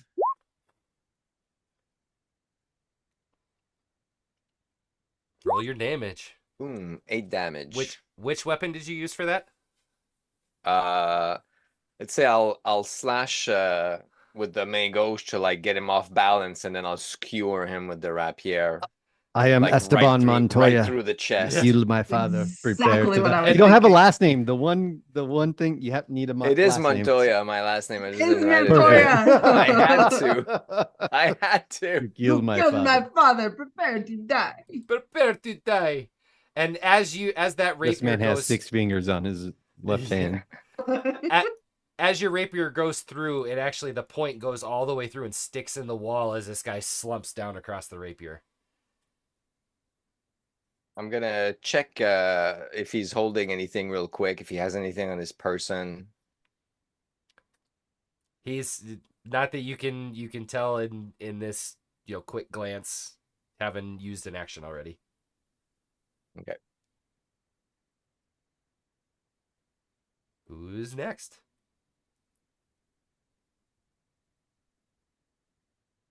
All right. I'll go next. Looking around here, seeing these enemies appear. I strike true. I call out here, swinging low at the back, and then going for a halberd strike. I go for a cleave, trying to rend this guy's head from his shoulders. I strike. Oh yeah, you Critical hit. Critical hit. All right. 1, 2, 8 damage. How does it happen? All right, as I strike here, he rushes forward here. And I call out, say, so many openings. And I quickly spin, cleaving his head from his shoulders. Catching the head with the flat edge of my blade, I flick it back at the guys behind him. You're too weak for this world. And then I rush forward. Out of actions, out of movements. Jose, seeing this man move down the hallway, he attacks from his side. Hopefully he's unaware, driving both scimitars up like twin fangs into him. We'll give you a D20. Critical Also hit. crit. Is that 46? How does this work? Damn, guys. Yep, Yeah, 46. 46. 46, yeah. Oh yeah. As those those scimitars come up, just both of them, one into each rib, lift him straight up off of his feet. As he slides kind of down the edge of the scimitar, just slumps again, splats on the ground in front of you. Moving out. He calls out. I assume he's unaware as he steps out of the room over his body, seeing these men. Do they throw their daggers? The front one will, the other one wouldn't because of being behind him from a friendly fire standpoint. Okay. And yeah, chucks it at you for a 13 that hits. And take 1 damage. Grabs it, pulls it out of his shoulder, and I guess walks forward. Need to leave some room. Is there enough room if we were to stand side by side here? Yeah, yep. Yeah, I screwed up. Okay. That's my fault. I screwed up the squares on the map. You're good. It's all good. We're human. Fair. Everything is finicky, man.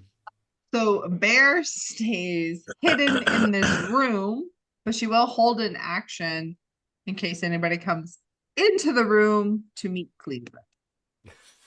Okay. This one, She's a carrot. Jose. This one, Jose, having you come up on it, throws the first dagger at you. It, kind of tings off you, just barely cuts the side of you. Pulls his only other dagger. You see him pull it out of like a back sheath behind him, and is going to attempt to slash at you with it. For a 12. That hits. Hits. Kind of chinks off the armor. Taking the 1 damage. And then this one, at this point, seeing these guys die, they're just kind of relegating themselves, steps up, does the same thing, kind of shoulder to shoulder with his buddy, not wanting to get too close, and will take a swipe with his dagger. Ooh. Actually gets in there. For 7. As a reaction, he sees the weapon coming true center mass. He's going to roll his shoulder into it, and I'm gonna double my DR. What's my quality on Gamison? 3. Yep. I'll drop it down to 2. Cool. All right. Yeah, 4 DR. 4 DR. I'll take 3. You Jose being now right up next to these two, you just see they're relegating themselves to either attempt to kill everybody or die trying. You just see that look in their eye, and we roll for our next round. Okay. Who's next? I think it's back to me. Back to John. Let's go. John Jacob Oh, yeah. Dingleheimer It is. Smiths. You see Jose kind of pull back, wincing. He's heavily injured at this point. Seeing this man, this is a open courtyard, and he's gonna. I mean, you got to. He throws his foot, Spartan kicks this guy off, or at least attempts to. Yeah, A give me well-worn boot in the middle me- of his chest. No. Oh, sort of six his Nothing, hip sideways as your foot just sort of kicks one of the spindles, and it flies down and bounces into the courtyard. But he kicks back anime style, the big leap. I'm out. All right. I go forward here. And as he rushes behind me, he says, "I'll cover you." Winds of the Eastern Gale, and I strike this guy here. The cleaving strike. Here we go. D20. That hits. I strikes. All right. I'll take this as I attempt to open my sheet again after I closed it. And bang. And 1 surprisingly, damage. because this was the one that was injured before, you hit that same spot where the knife had hit that Bear threw earlier back at him, and jam the rest of that wound open, and it just catches the jugular enough that with the blood over the edge of the rail, he falls. I flick the blood into this guy's, and it says, "You're next, amigo." That leaves All right, so I make it It's to the the vote. last guy, and I can launch an attack. absolutely. That'll This is hit. 15. That's a crit. Roll 2 more. Is it? Yep. Oh yeah, because I have a. That's right. So And with 11. yep, with 11, how do you do it? How do you end it? So I'm gonna run at him, and I'm gonna do a little acrobatic move, jumping on the side of the like railing, and just come at him like swinging both weapons in a flourish, and then land next to him. Did a Prince of Persia run across? Yeah, exactly. With the Nice. spin. And as you guys start breathing heavy, blood sort of soaking the floor of your parents' house that you sounds like you haven't been to in quite a while. We're gonna go ahead and take our 15-minute break. So we'll be back in about Oh, yeah. 15 minutes. Sweet. Thank you guys very much.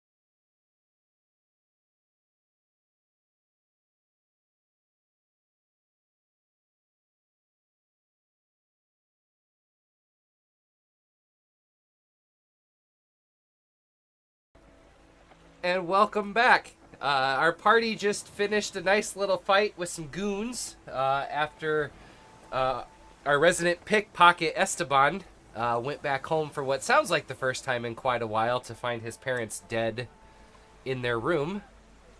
And with My that, room now. what do you guys do?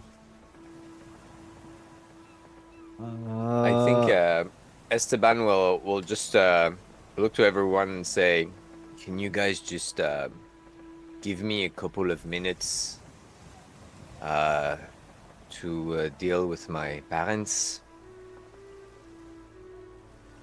Of course. Absolutely. man.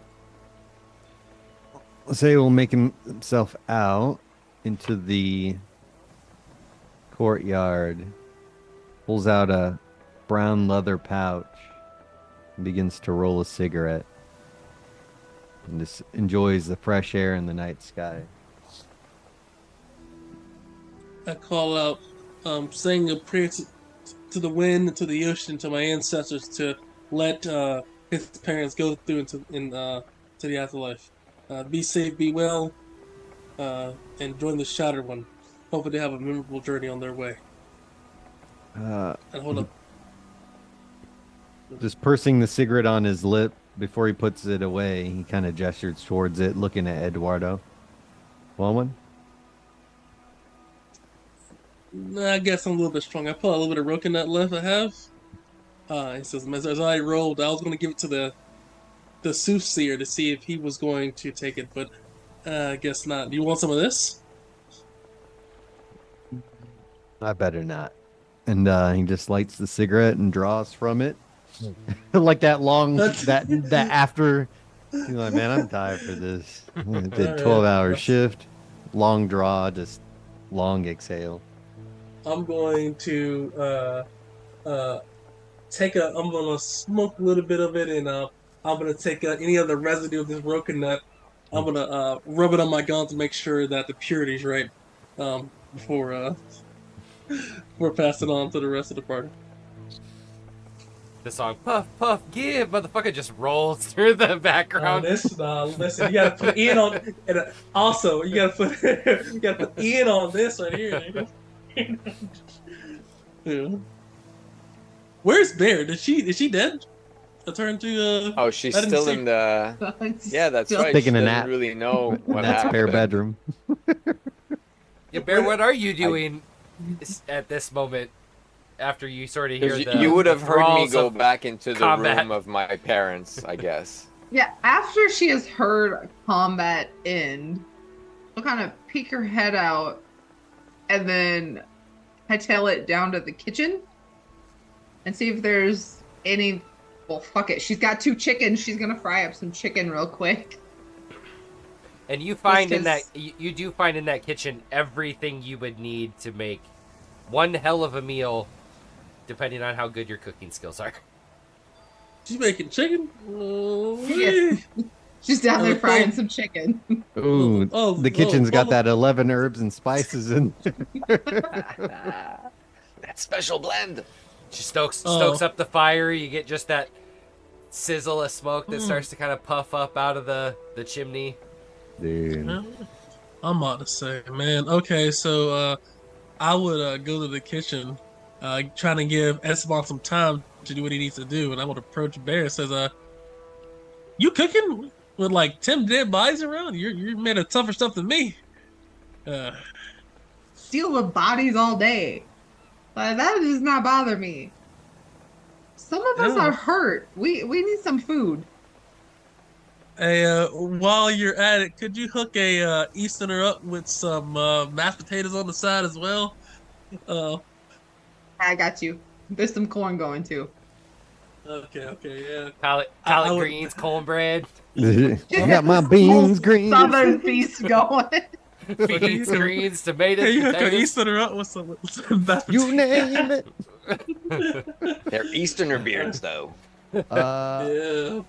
Jose's gonna roll up another cigarette, sit on this crate, lean back against the cold tile, and kick off these boots. Been literally working all day. His feet are probably swollen and sweaty, and everyone knows that feeling after a long, hard day. Kick those shoes off. Ah. So Bear's cooking. Eduardo sort of walking back and forth between Jose and the kitchen, smelling the food. Esteban, what are you doing in this time that you have alone with your old childhood home? So he would put his weapons away, come into the room, close the door, gently face the door for a while and just sigh, knowing what's gonna be there when he turns around, which he saw, but like during the fight, kind of really quickly.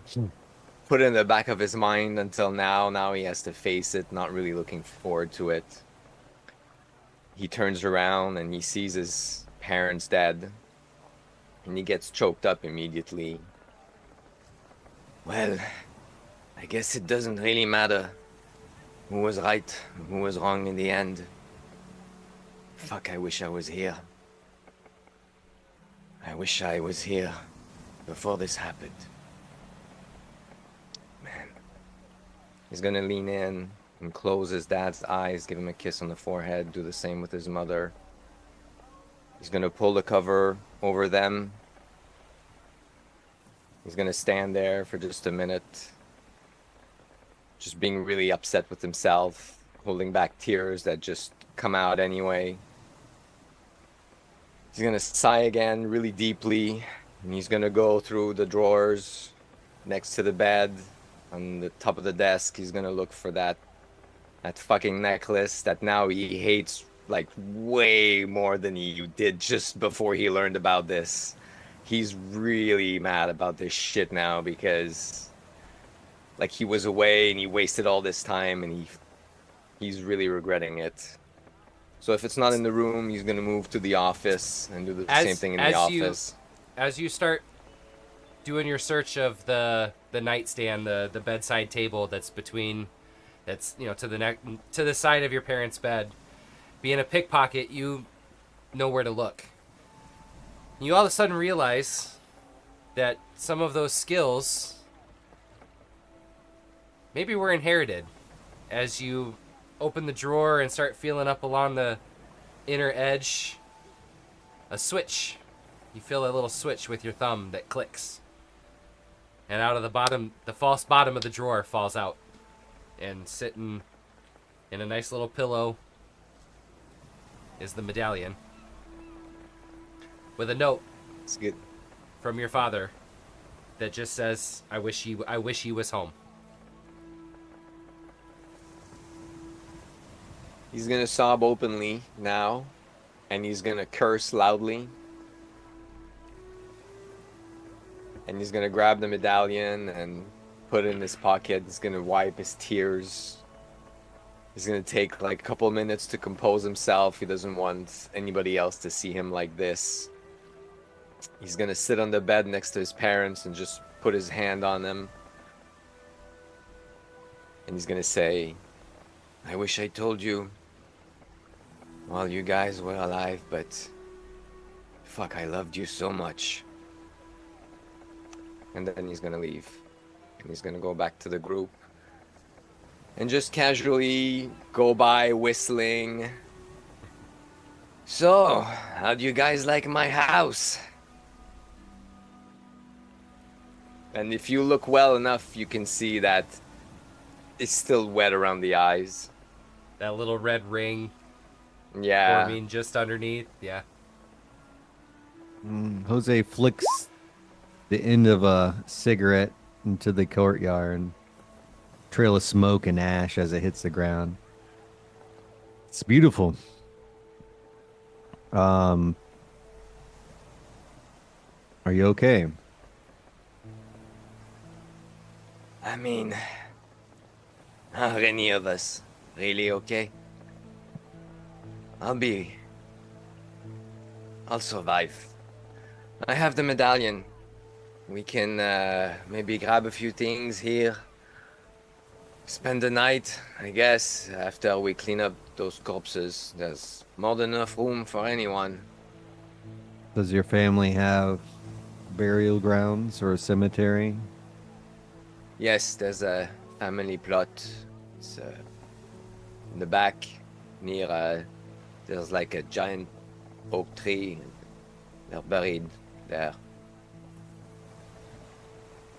I suppose we can talk to the funeral director in the morning. Someone's going to have to clean up this mess. I am really sorry. I really don't know what to say. Jose throws his boots back on and laces them up. Stands up, stretches. He's all, well, I know one thing. Fucking hungry.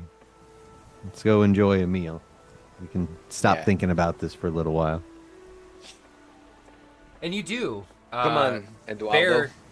Bear, you throw all the fixings together for your companions here, and you come back into this looks like a sleeping area. I'm calling it more of like a dining room back here, and you spread it out. You have the plates and forks, and you go all out like this is just a big, quote unquote celebration, right? The other thing you do find in that kitchen while you were cooking is a cask of wine. Good wine, too. Kind of stuck back in the corner, something that they would be saving. It's out of the sunlight, saving for potentially a quote-unquote special occasion, or who knows, maybe they're just that rich that that's just their everyday wine, but you find it kind of tucked away, crack that open, and you guys sit down and enjoy just an amazing meal. The interesting thing you do notice that Esteban, you didn't notice when you were living here, is the mural that was painted on the back wall of this dining room. Very similar, if not the exact same, to that sculpture that is on the north end of town. The thing you guys do notice is the small round inlets in the sculpture that look like they've been chiseled out, that would fit something very similar to the medallions you're holding. So the mural is a depiction of that The place sculpture. where there's the sculpture, and in the mural we can see that the 4 slots. Okay. You just see what looks like recesses above. Now that you really get a good look at it as you guys are sitting there eating and talking about it, you see the almost like images of what's on your medallion. You see sort of like the anvil and hammer. You see sort of the scythe and field. You see sort of the pig and hatchet, or pig and cleaver. You see the hammer and nail sort of depicted around in this painting. It sort of matches the recesses that have been carved into that sculpture. And you guys eat and enjoy and heal from this absolute bloodbath that happened in your house. I'm assuming, I'm going to take a guess, are you guys going to sleep here tonight? Enjoy this sort of quiet revelry, sort of solemn evening together? Yeah, I mean, we'd put the bodies outside. Yeah, First. I think let's drag these things out of here at least. I figure clean up as much as you can. Sort of pile the corpses on the outside. Like there's a cart in the courtyard, so we'll load the cart, bring that out. Bucket of water. Jose will grab a mop, Yeah. do his best to sop up this stuff off the tile. Looking, kind of examining it, we see all 4 of our family seals. Yep. Jose kind of traces his finger across it, and he says, "The Buendias, Jimenez Montoya. And Bear, what's your last name? What's your family name? Bear doesn't have a family name. Somebody give me a family name. That was the one. The one thing. Perez. It's Perez. Perez. All right. She forgot it until this very moment. Okay, and the four families. I don't know. This is strange. Maybe it is fate. Maybe there's something to that old man. Jose's just got a goblet of wine, just kind of contemplating, but we'll go to bed. And you do, and you guys all find places to sleep. There's plenty of beds here. There's sort of the workers' quarters that look like they haven't been used in a little while. Kind of off on the south eastern side, and you guys sleep well.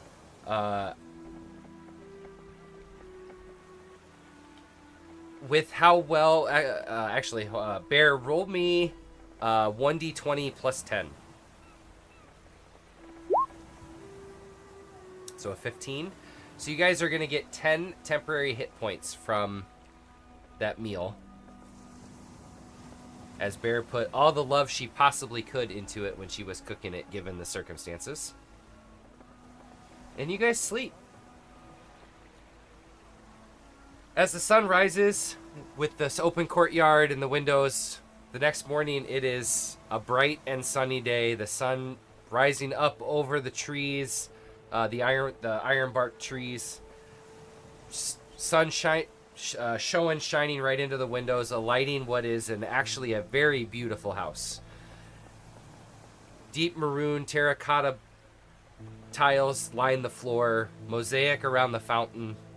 The water in the fountain crystal clear, flowing gently as it just bubbles. You hear the waves crashing against the shoreline in the morning. What do you guys do as you wake up?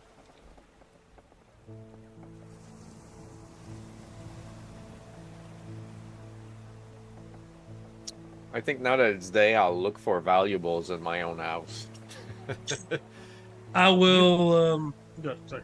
No, I was gonna say if you're looking for valuable, the biggest sort of valuables you find are more family-esque valuables. So pictures, some writings, some very short sort of family trees, maybe the last 2 or 3 generations. But again, this island really doesn't have coin. It's mainly done on that barter system, and you really start to remember that it's.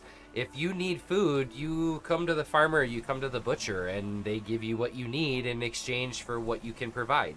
Some of the things you might find, they do probably have some sort of small copper plates that are sort of decorative, that are up on the wall. Things that might have to be completely smelted and turned into coin to really be worth a ton of value, but there is value there. But the majority of the stuff is just personal items from the life, Okay. the centuries of living here. I'll grab like a personal item of my father's, and maybe like my favorite book I used to read as a child from the library. Like it just as keepsakes. Perfect. And you do. I think from your father, one of the things that he probably would have had that would have been big for him, given the farming life, is a pocket knife, something to be able to sort of go out and like tassel or check some of the crops to see, just how fertile they were, how ripe they were. Something that you just saw him use every single day, that he always carried on his pocket. Sort of beat down ironbark pocket knife, well made, but definitely worn through the years. Cool. What else? I imagine Jose walks through the house and goes to draw a bath. He's went straight from work into this place. He's covered in blood and soot.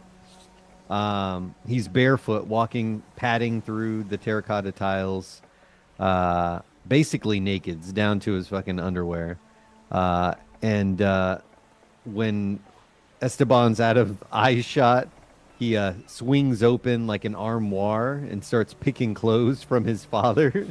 Grabs like a linen shirt and some pants, that sort of thing, hangs it up and draws and yes, gets into it. The water's cold. He didn't bother heating it up, but you see like pillows of just straight up black soot and whatever else come off him. He's scrubbing, but it's mainly it. He soaks in the bath for a long time. Cigarettes just being rolled constantly. He's chain smoking at this point, just going through them. But that's his thing. What is interesting about when you do walk in there is there's a lot of places have pump running water, but not a lot of places have a tub that can have a fire lit underneath it to actually warm the water continuously while you're in it. Oh, nice. Yeah, he's definitely getting that. Like he sees as he steps in and kneels down, like low whistle, like whoo, taps out his cigarette. This is nice. A man could get used to this and just heats it up, crawls into that thing. Yeah, it's that scene from like what the fuck is the movie? Not Shanghai Nights. Shanghai Noon, where he's in the tub. His legs are just kind of over. It's steaming. His head's thrown back with the cigarette, just enjoying life. Bear, what are you doing in this early morning hours?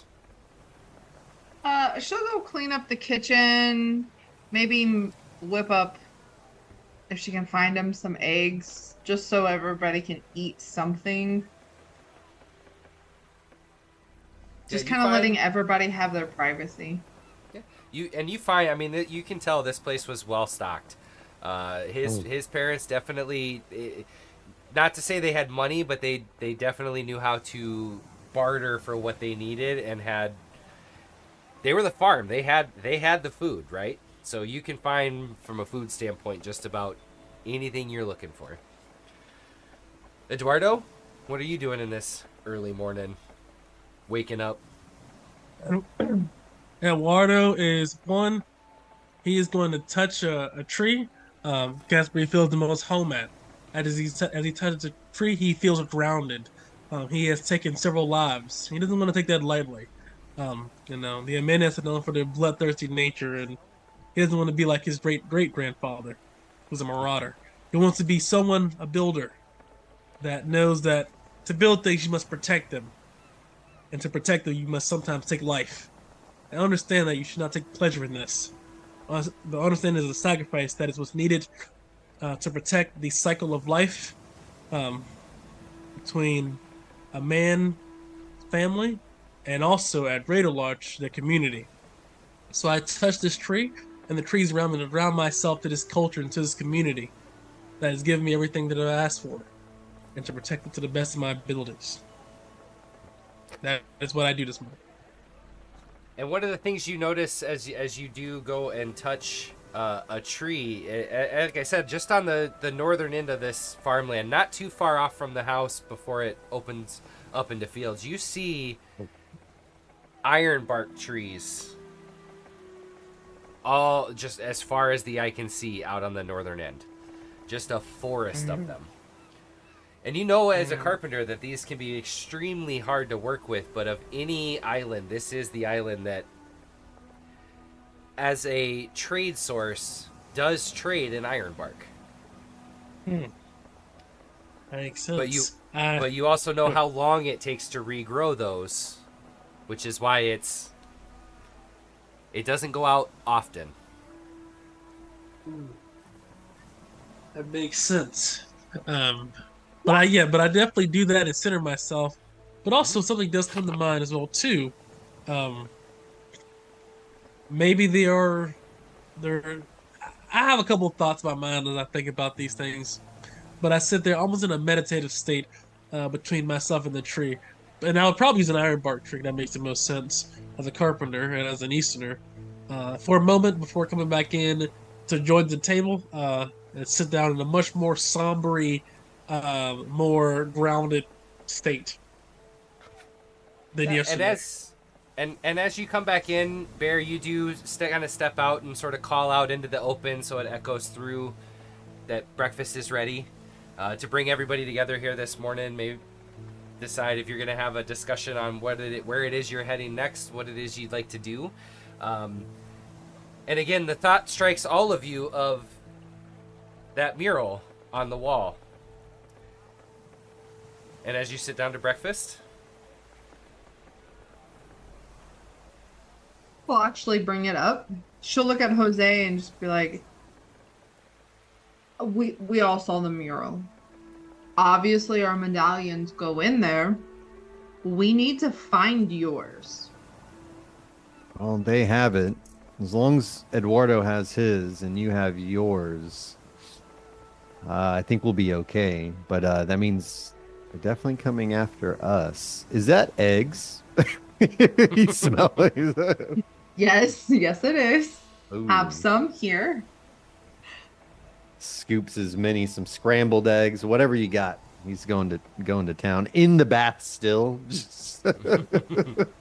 he comes out, they just swing in like, is that eggs? And then turns around and goes back to the bath. Eats it in there. I imagine a little egg like curdle jumps into he grabs it just like a little savage out of the water. Nice. And Water would also go up to Bear, and you see that his tone his energy, and almost his stance is different, right? He would go up to Bear and says, "Excuse me, is there breakfast for me as well?" Of course. I'm not gonna leave any of us hungry. We had a rough freaking night. Well, he would bow and say, "Thank you very much. I appreciate it. But I didn't see you for most of that night. Where were you?" I was that through a knife. I was strategically placed in a corner, but then they never came by, so I couldn't do anything. He nods and says, and he like attempts to put a hand on your shoulder and says, "I understand. Taking a defensive stance to make sure that none may cross before you enter, to protect the things you care about. I understand. And I will say, please bathe yourself in the sigil of my house, for it gives you strength as it does my ancestors." And I would take the sigil and wrap it around my hand, and I would kind of throw it around your shoulders to bask in the glory of the She has no idea how to react. She's gonna be like, okay. Here. He just creepy. He just Something turns about off. you, Eduardo, seems a little different. Jose's throwing on a shirt as he's getting dressed. Esteban, was your dad a big man? Was he like heavy set? Was he average build? I'm assuming he lived the life of a farmer. So even though he had like hands and everything, he went down and got nitty gritty. So he was probably like good burly Good shape. physique. Okay. Eat a lot, but in good shape, you know. He throws the shirt on and starts buttoning it up. It's not a bad fit, actually. Looks like we're the same size. You look like you've changed, Eduardo. I guess taking a man's life, it changes a lot of people. Is it your first time? No, but I haven't taken this many lives before. Before, you remember a couple years ago, we were attacked by raiders or pirates, and we had to defend ourselves. We did that. I understood that, but this was just massacre. As you say You guys that, are lucky. Eduardo, roll an intelligence check. Alright, no.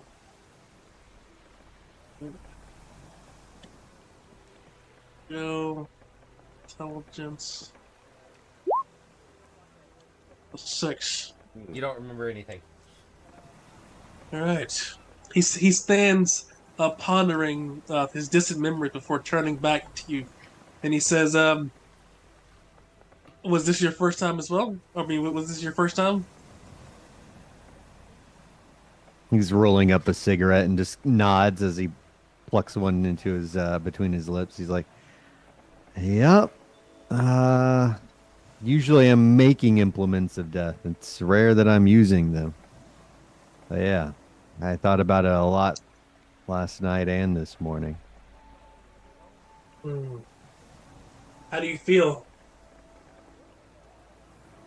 Tired, if I'm being honest.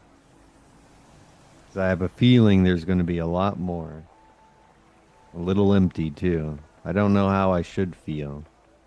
I feel maybe a little guilty that I should feel more. But I don't. And he lights the cigarette. You don't feel it immediately, or even sometimes even very soon after. I think for me, because I killed so many, I'm kind of shooken by it.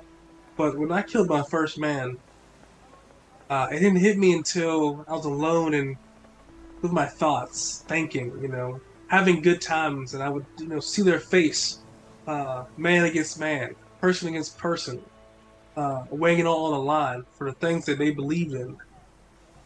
I wonder, would his story end the same if it was a different opponent? And just makes you think sometimes. But I don't regret it. I don't have regrets. I'm just sorry it had to come to it. No, it's the way of So the what's world. next? So what's next, everybody?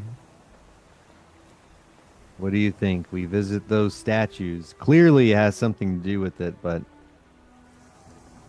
we've got big targets on our backs. They It's want gonna those be medallions. There's going to be a meeting there in another day because it said 2 days ago yesterday. So it's going to be something big's happening tomorrow, for sure. In the waterfall? No, by the statue, I believe. No, Right? and the waterfall. What of that? Is that a place we should check out? How far away is it, did you say? The waterfall itself is actually on the Right. northwestern end. It's probably a half a day, 3/4 of a day to actually get there through the forest. But what you do, as you say that, what you do recollect was a story from your childhood, from the history, that when the founders landed here at Moonrise Island, they landed at that waterfall. They made their home and this town on the opposite end, but that waterfall became a sort of a sanctuary for them. They used it as a place to center themselves, or so the stories say.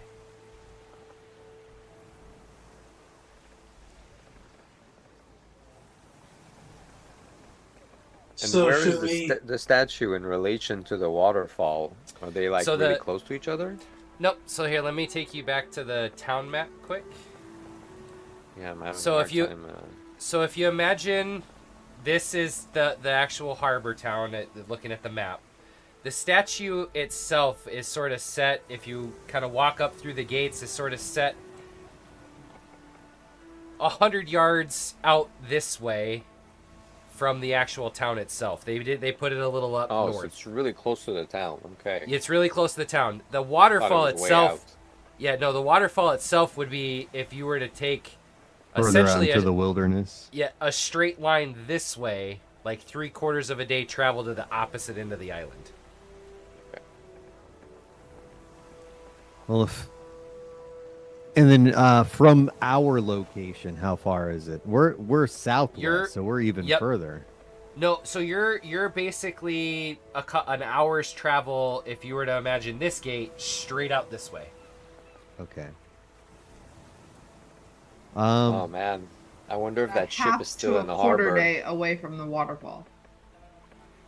You're probably like if you were to go straight to the waterfall from there, you're probably a half day's travel if you were to go from his house. Hmm. We didn't Where's- check out that that link between the people who attacked the symbol on their robes and the ship that's in town. If the ship is still there, like where would they put your medallion? These people aren't from here. I would think it'd be on that ship. And I think we're gonna need it for whatever is to come. Yeah, we'll definitely need to make preparations, gather some materials. Whatever it is, it has to do with the statue, and it has to do with the medallions. Mm. Maybe we do head back to town. I I think think we should need go. to find yours. Yeah. And the guy who took yours went to the harbor, correct? Yes. Yeah, you he fled he south. saw him fleet heading directly towards the water. And Okay. because the three of you, the Bear, Eduardo, and Jose, because you guys, your base of operations is still within town. You have, at a passing glance, realized the ship is moored up towards this direction. Yeah, I was gonna say, the town elders, knowing what happened. I mean, it was like 7 or 8 dudes and mass break-ins, probably locked down the docks. I would guess. I would hope. So with what they locked down, they didn't lock down anybody leaving because, again, this town is communal. It's like we need to make we don't make, the town board doesn't necessarily make the decisions. They call these meetings to have the community make the decisions based on who is there. So they've locked down anybody coming in, but the ship, at least as far as last night, was still moored on this on the upper dock up here. And where you were at, where the smithy's at, sort of on the river here, because you use the ocean water to quench your steel, to quench your iron when you're smithing. Fled out, and you saw him run out this way and sort of up. You imagine he would have been going up and around because there's not that much room to run before hitting the water.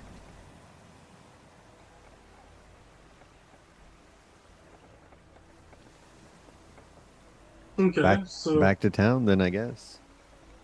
I follow your lead, Jose. You're the one that's missing your medallion. Not everybody, right? So, take the way. Those fucking bastards. Yeah, I'll shovel down whatever food's left in the pan. Yep. So you guys Get the eat, hell you outta finish up, do a little bit of cleanup. I'm assuming just get everything somewhat in line, knowing that no one else is going to be here more than likely. And you start heading back to town. Again, it's about an hour walk before you're hitting the outer gates to walk back into the actual harbor town. And you do. You're also going to need to notify the Undertaker. Absolutely. Yep. And so you spend the hour walking. Then nothing. I mean, it's very quiet. You're at almost the entire walk along the coastline. You're just listening to the waves crash into the side of the island. You're hearing the breeze rustle through the trees and the crops, and you get to town. So the Undertaker, being towards the outskirts of town, knowing most of the burial is sort of in that direction. You notify him of what has gone on, and he just, we'll take care of it. Don't worry about a thing. And you see him just dispatch 2 or 3 people that start heading out towards your property. And so you guys get to town. What is it when you get to town? What is it that you're gonna do first after handling the Undertaker? We should investigate the statue. I mean, we've passed it all our lives, but no one's really ever looked at it. So we should probably look at it and see if that gives us clues about the waterfall.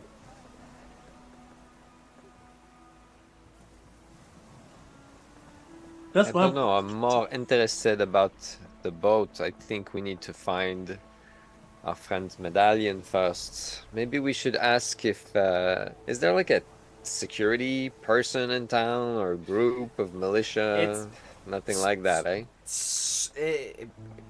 It's the citizens that just sort of watch out for each other. Okay. There's no The true... townspeople raise arms. Basically, yeah. Pitchforks. Yep. Yeah. And to be honest, So- you guys, I mean, in at least the 3 that have literally grown up here, being Esteban that you had left for a while, there's really never been anything like this on this island that you can ever remember that's ever been Maybe a reported. theft here or there, or a town Yeah, drunk, but mostly peaceful. Correct. Yeah, I mean, you might get that one person, or you get that little bit of a rowdy fight where somebody pisses somebody off because it's a Family trader dispute. that's or family dispute, or it's the one trader that is in overnight before they take back off that got too drunk and tries to steal Miss Jones's pie out of her window, but nothing of this magnitude. Esteban, I'm with you. You know the docks and the ocean more than I do. But maybe we split up, cover more ground that way. I agree. I mean, this is a pretty safe island, and I doubt they have endless operators here. We took out what 10 of them, something like that. I mean, they can't have endless people here, so if we get attacked, I don't think it'll be more than 3 or 4 people, which I'm comfortable with. What time is it now? Like 8 o'clock in the morning? Yep. Yeah, early morning, 8 o'clock. How about by noon we meet at the tavern for lunch? And yeah, everyone shares what they found. All right, Bear. That's the Go bomb. with you to the sculpture and look at it. All right. Well, let's do it the Eastern way. I put my hand in the middle, waiting for everyone to put their hand in the middle. And I do the wiggity, wiggity, wiggity, wiggity, wiggity, wiggity, wiggity, wiggity, wiggity. Esteban rolls his eyes and sighs loudly and puts his hand in. All right. The Yisha just gotta push it down and bring it up like the waves of the water. And I guess I go with whoever's coming with me to the statue. Well, Jose goes to the harbor. Yeah, Jose and Esteban. Yeah. Jose just laughs. He's like, "This is why the guilds, the guilds, the crafting guild doesn't take you seriously, Eduardo." Just to let you know. Listen. You gotta have to listen, and that's why when they go off on trips, the wives called me to handle some carpentry issues, some woodworking. Listen, they gotta live a little bit. They're all stuck up. I must gather my materials and work. You gotta live, man. You gotta have a wiggle. You gotta have a little pep in your step. You know what I mean? I do a little 1-2 jazz number. It's in the hips, baby. It's in the hips. Man, this guy's got so many personalities. And you guys split. So Eduardo and Bear, you start kind of heading towards the north end of town, out the north end, and Esteban and Jose start heading towards the harbor. We'll start off with Bear and Eduardo as you guys start heading out towards the north end of town. Again, it's quiet. There's not a lot of people in the streets. A lot of people are going about their normal daily lives. There's a little bit of fussing of people trying to understand why the council's not necessarily doing anything about this string of thefts that's going on. But for the most part, it's just daily life. And you guys head out towards the shrine, the statue that's out towards the north end of town. And it's just like the image that you saw painted on the mural in the dining room of Esteban's house. It's a large sculpture standing about 10 feet tall. The top end of it actually depicts, and I can show it to you here. Give me one sec. The top end of it looks a lot like this before it scrolls down into the base of the sculpture that feeds out and around almost like a tree, and has the reliefs carved in. The anvil with the hammer on one side, and as you walk around it, you have the field with the scythe on another. You have the actual iron bark tree with the axe and the chisel on the third, and on the last side, you have sort of the boar and the hatchet on the third, with little reliefs that are carved in, perfectly circular, right above the reliefs. While we're looking at it, Bear's gonna take her medallion and just put it in her family inlet and see if it does anything. Like, does it click in place? It Is there does. any reaction? Yep. It clicks. It sets in and it holds, but nothing else happens. Nothing else. All right.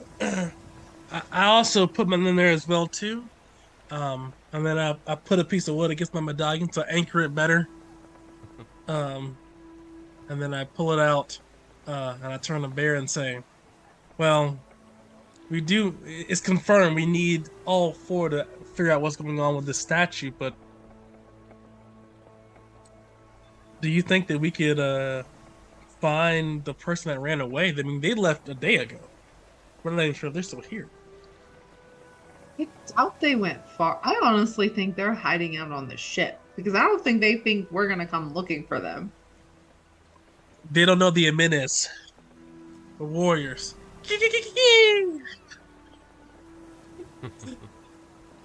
Yeah, I don't think they're prepared for you at all. He nods. He says, "No one's ready for me." And he says, A whisper in the wind says, "I agree. I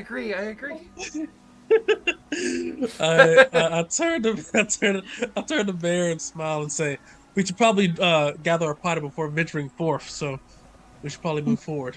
The We Jimenez should. are known for two things: their warrior's blood and bipolar. Just sort of. Fucking freaking undiagnosed mental disorder. Yeah. It runs in the family. Yeah. while- Let's catch up with the other guys. I'll He try to keep an nods. eye on you. That's Nods, funny. and you see that now he's wearing his sigil like a cape over his shoulders. Put our hand on your shoulder and pat and be like, "All right, let's go." Nods. So the trip for you two to get up to the statue from where you were at that moment was about 25, maybe 30 minutes. Probably spent another maybe 15 minutes just walking around, taking it all in, really for the first time looking at this statue. In that time frame, Jose and Eduardo, you are heading to the docks. As you reach as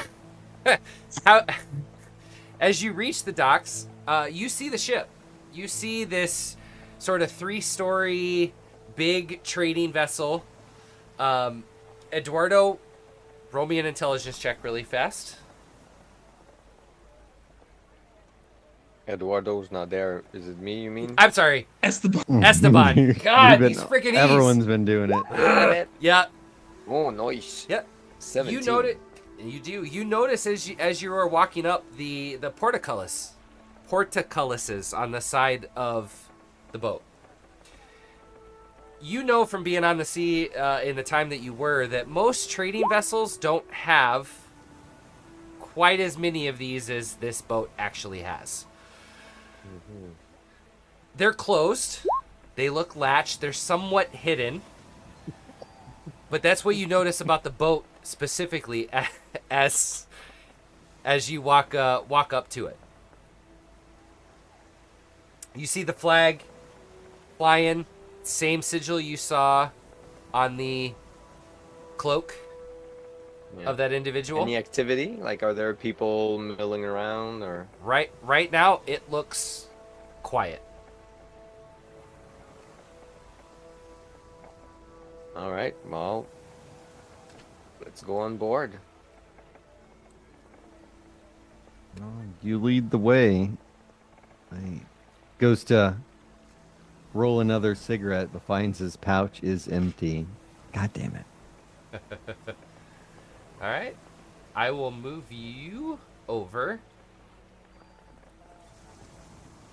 If you two want to put, I don't have the dock itself, but as the way the docks sit, the docks are actually built high to account for ships of this size. There is trading vessels that come through here, on their way from the south to the north, or on their way from the west through, and tend to take this far eastern route around the islands to avoid any of the whirlpools, the tropical storms that happen between islands, any of the bad weather. So there is a lot of trading vessels that will skirt the outside of the archipelago specifically for that reason. So they've built these docks high enough to account for these 3-story trade ships. And so as you are walking up to the ship and see the dock, the dock itself is even with the top layer of the deck. Up here. Yep, up here. Climb aboard the vessel. Oh, I don't know which side. Whatever. That side works. Cool. so, And as- Esteban. Oh, go ahead. Nope. Go ahead. I was just going to ask. I've never seen a vessel this large. Mostly, I've been on maybe a sloop, but where would they normally keep something like that?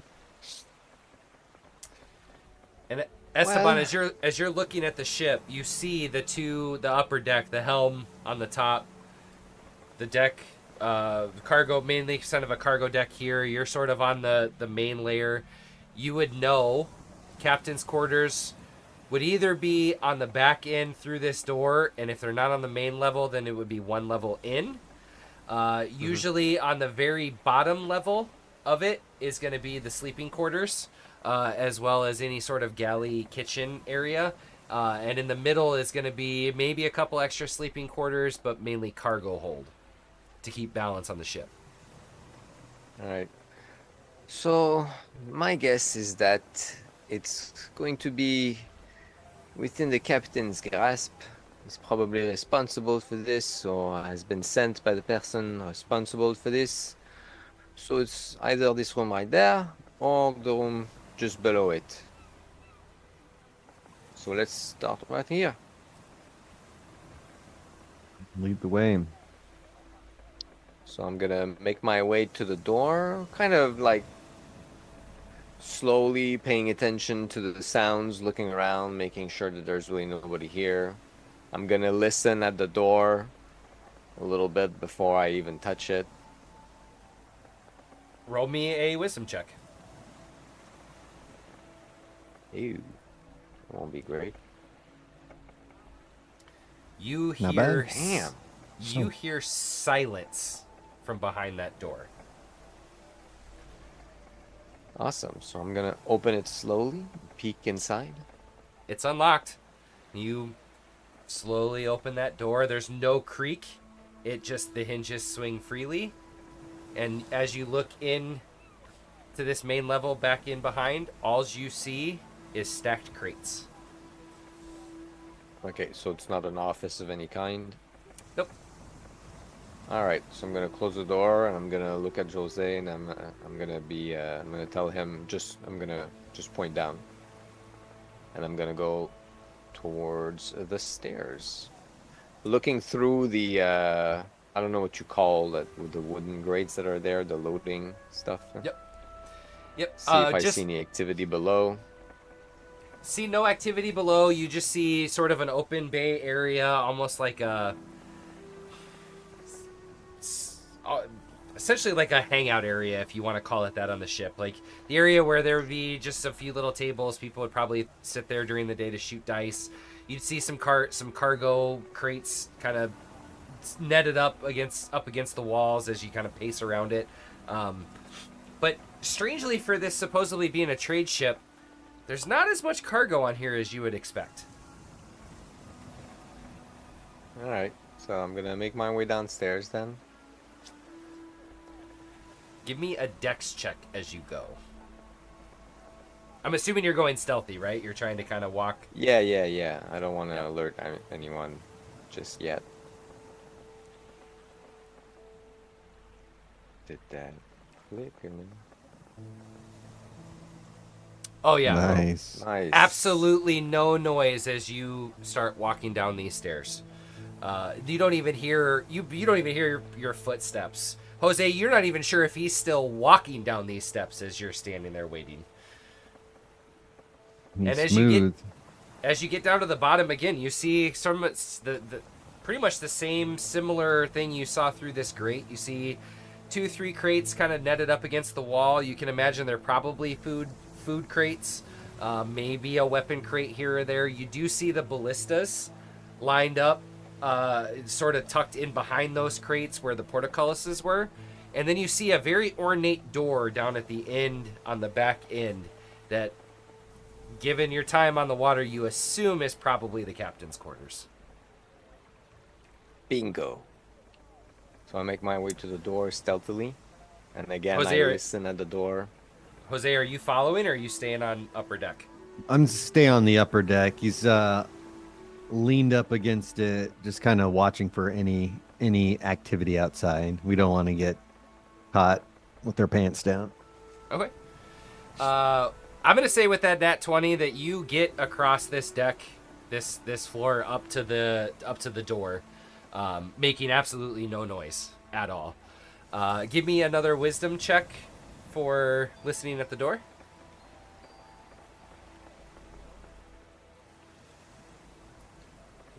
13. You hear again nothing coming from behind that door. All right. I'll try the handle. It's locked. All right. I imagine being a pickpocket, I have some thieves' tools as well. That makes a lot of sense to me. So I'm gonna take out my little wires and picks, and I'm gonna start trying to pick the door. Roll me a Dex DC 13. You Bam! deftly, without even thinking about it, you set that pin in. Door pops right open. Swings open about an inch. All right, I peek inside.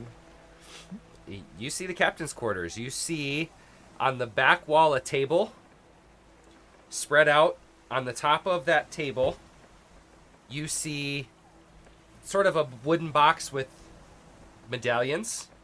But on the other side of the table, you actually see small vials of blood. Oh shit, that's not creepy. So I'm gonna look at the medallions, go through them, and see if I see the blacksmith one. On the back wall, in another little box, it is sitting right on the top of the stack of medallions. Looks like it just got brought in not that long ago. Sweet, so I'm gonna pocket it, and then I'm gonna actually take a medallion from the other box and put it in its stead. Okay. And I'll grab the vials of blood because I remember that creepy guy singing about the blood, and he said stuff about the waterfall and the statue, and this is all too fucked up to not mean anything. So I'm gonna grab those. If there's like a little box I can take, I'll put those in and bring that with me. Otherwise, just I have pockets, I imagine. You sort of see everything just kind of strewn about. The other thing you do see as you reach in or look over and reach in for the vials, you do see that book with the torn cover sitting tucked underneath kind of a stack of papers. Awesome. Gonna grab that right away, not look at it. I also want to see if there's a captain's journal or any written words from the person here. Mainly, it's the biggest thing that's spread out here is just those vials. You see the medallions, in terms of with where you're at right now, being just in front of that table. You do have the kind of the little hallway that led into that table, where if you decided you wanted to hook either left or right, there's other little spaces. But right now, you're just kind of standing right in front of this table. Yeah, no, I feel lucky enough that this is good for me. I'm happy with what I have, so I'm gonna head back up. Close the door behind me. You do. Give me one more dex check just as you are heading out. And about the time that you are closing the door, Bear and Eduardo, you are walking up, seeing the ship, seeing Jose sort of leaned up against the wall. I'm not sure if are you trying to hide, or you just kind of acting Just- like you're supposed to be there. He's chilling. Yeah, he's playing it You- cool. So you sort of see him leaned up against the rail, cigarette in his hand, or cigarette pouch in his hand, wondering why he's out.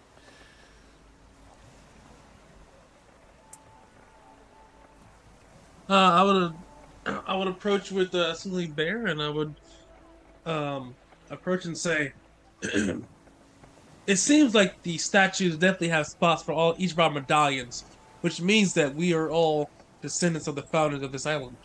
I'm not sure what significance that has, but did you learn anything else while you were here?" Not yet, but Esteban's below deck. I don't think he's run into any problems. I can check to see. I was just keeping an eye out.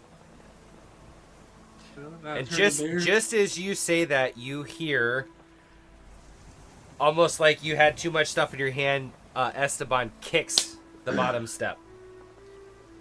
And then you start making your way up. Speak the devil's name, and the devil appears. That was a lie, as I said. You, my friend, I have no idea. And I take out the vials of blood. What do you think about this devil? He grabs one of the vials and just you see the sunlight beaming through it, and it's like murky and it's gross, probably coagulated at the top. Like, ugh. What in the hell? I don't know, but I also found that book. Maybe it's in there. I think we should talk somewhere else, though. The gods be damned. What are these people after? You start to hear footsteps It must be a below, Westerner behind below us. deck. It must be a Westerner behind us. This is strange magic and things like that. Only dangerous and stuff like this. Finally, we can agree on something, Eduardo. I never trusted those. And we hear footsteps, and You start to hear footsteps. Well, I'm ready for a fight. They killed our friends. They killed our people. They killed somebody. He's gonna tuck that vial into his pocket. And Did you ready find the medallion? Oh, yes. Yes, I did. Here you go. I produce it and give it to Jose. And you start to hear footsteps on the stairs just below, or on the gangplank way just below where coming similar to where the captain's quarters How many? Like one pair of footstep, or? You know what? Give me an intelligence check. We'll see if you can decipher the different steps. DC 13. Hey. Not sure. Nope. You just hear the boots on wood. Why don't we go back and discuss this elsewhere? Like, Well, they're he said. coming. They're boarding, so I'm gonna peer over. No, you're hearing it from below Below the deck? ship. Oh, they're from- coming up. They're coming up. Oh, Esteban, I thought you cleared the entire place. You didn't go all the way to the bottom. Oh, why would I do that? I had what I needed. God damn it. We might be in a fight here. Just like, let's walk away casually. Wait, does this thing We work? could leave. It's a ballista, not a cannon, but yes. I mean, yeah. Yeah. yes. Well, Jose will fucking Ready do to his block? best. Yeah, he turns this thing around. This is hey, please, my lord, can you please ready the cannon? I was like, we don't I have imagine cannons. it's got one of those cranks where it's got to slowly rotate. But yeah, he's getting this thing. Oh yeah, I'm thinking about like the scorpions from Game of Thrones. Yeah, he's like. Yeah. Oh, sick. Locked and loaded. UAV online. Let's go. Yeah. That first guy's getting ready to. I say if y'all are you have about one round of movement to decide what it is you're doing before the first one comes above deck. Bear and Eduardo, you can put your tokens up, up over here ish somewhere. Got you. Up over Where here-ish what somewhere. the heck? What happened to your picture over there, Bear? I don't know. Redrop it. It roll 20 doing roll Bugged 20 out. shit. Yeah. I'm just waiting by the the door Don't to say hit the that. guy with the cannon. Oh no. You may have to Alright. reload your token. Yeah. Yeah. Yeah, Roll20 didn't pay their server bill this month.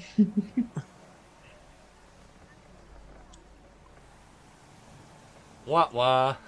Something's got to go wrong, right? Yeah, like there has Off to be a roll 20 flaw at all times. every session. It has to be at least one. If it's not Roll20. I will say though, while we're waiting, Yeah. the Roll20 has been the last few updates been pretty good. I'm not Yeah, gonna lie to they've you. been like I think you're gonna have to delete your token and then re-upload whatever image you have. Okay. I mean, unless you want to go, white background, blue person, just to. Well, MySpace It's fine. We profile. can go Yeah. white background, All blue right. person for now. We know who it is. Yeah. All right. So with that, the first person, his head pops just up the stairs before you hear the gasp of people. What do you do? Can I hit him This with is- the you guys- the voting? Because I was gonna say I didn't get a chance, but I would have been like, if I had a chance to ready in action, I would have Yep. done that. If not, then I'll just. Yeah, you Okay, guys, well- they rolled a nat 1 on their fucking decks. Like, you guys Alright, heard well, them fair. coming. Fair enough. Then all right. Well, I'm gonna turn and hit this guy here. I'm gonna say for my people, and hiya. 16 is a hit, not a Oh, yeah. crit. 1 damage. A quick And slice he- across to say, "Get back." Jimenez, move your big head. I do the if it's their turn, I can't move. That was my ready action, so you're gonna have to take a No, shot. this is like a surprise round. So if you need to, if you want to step yeah. aside, he's like, Back it up. Yep. Back it up. As you slash, this guy barely gets nicked. You barrel roll out the way, and he pulls the trigger. Oh, 100% Ooh. crit. Critical hit. And What's then the I'm damage gonna on this thing? 3d8 on the ballista, so 68. Yeah, this thing is fucking punching a hole through this guy. Yep. Oh yeah, Center see- of the Goose now. center of the forehead, just yeah. This thing is primed. All of the weight of the cranked back bow snaps as this bolt just punches through his body. The guy is dead before he realizes what's happened. And you see the bolt sticking out, this yo-yo-yo-yo-yo-yo-yoing in the wall next to him. This guy is done. Yep. And just as it sinks through and it rolls down the steps, these three, not knowing truly what's going on, bolt out of the stairs to here. Bear and Eduardo, you still have your surprise. Yeah, when I saw Jose make his way to the ballista, I did the same thing at the top one. Yep. Turned it around, so I'm gonna take a shot too. So as you saw, this was the first one out. So you'll say as he was. Yeah, Coming up the the stairs. one that comes after. Yeah, Yep. 11. So that's a hit. 3d8. 3d8, 13. Same thing. Just as you fire it, maybe just a touch late, it hits his neck, and he just tumbles off over here next to that body. Just blood just spewing out of the carotid artery. Bear. So Bear will pop up to this one and try to smack him with her meat cleaver. Chop it up. Oh yeah, that's a hit. And for the meat cleaver, I just put a d6. I don't know if you want to change that or not. Sounds good to me. That'll do, Fate. That'll do. He sort of quasi Fucking sees nat it once. as you swing and sort of ducks into it, and just it sort of glances off his shoulder, cutting it open. Roll initiative. Let's see who takes the first round. Whose turn is it? I think it's initiative. mine. And I mean to roll initiative. Oh, to roll it. Yeah. Sorry. Mine. Sure. Oh, thank God! Finally, something good. There you go. Hey. You get a The second shatter swipe. one. There you go. Yeah, so she's gonna try to cleave him again. Pissed off now. Yeah. I'm gonna go on the back of him to give you the advantage to hit. Yeah. I'm gonna go connect 4. You hit. And there we Oh, go. Fucking lady. Getting pissed off, you swipe that cleaver, and he just happened to, as he ducked when his shoulder dropped, you just caught right underneath the neck and just and tear the throat clean out as it goes through. G. Okay, so I think I'm gonna threaten the guy that's left now that Eduardo is there, and I'm gonna say, "My friend behind you, he really likes to hurt people. Maybe you should tell us why you're here while you still can." I have a confused look because I don't like that on my face. He called me a fucking murderer. He at that point, like, he's looking around him. It's still your guys' initiative, but he's looking around him just like, So I'm gonna say, "Drop your weapons." He hasn't even pulled his weapon yet because he didn't know he was in a fight, per se. I'll take them out and drop them. Yes. At least, No, but yeah, I want to end the Yep. fight basically because I want to question him. does Jose and Eduardo, do you guys do any attack hearing him say that?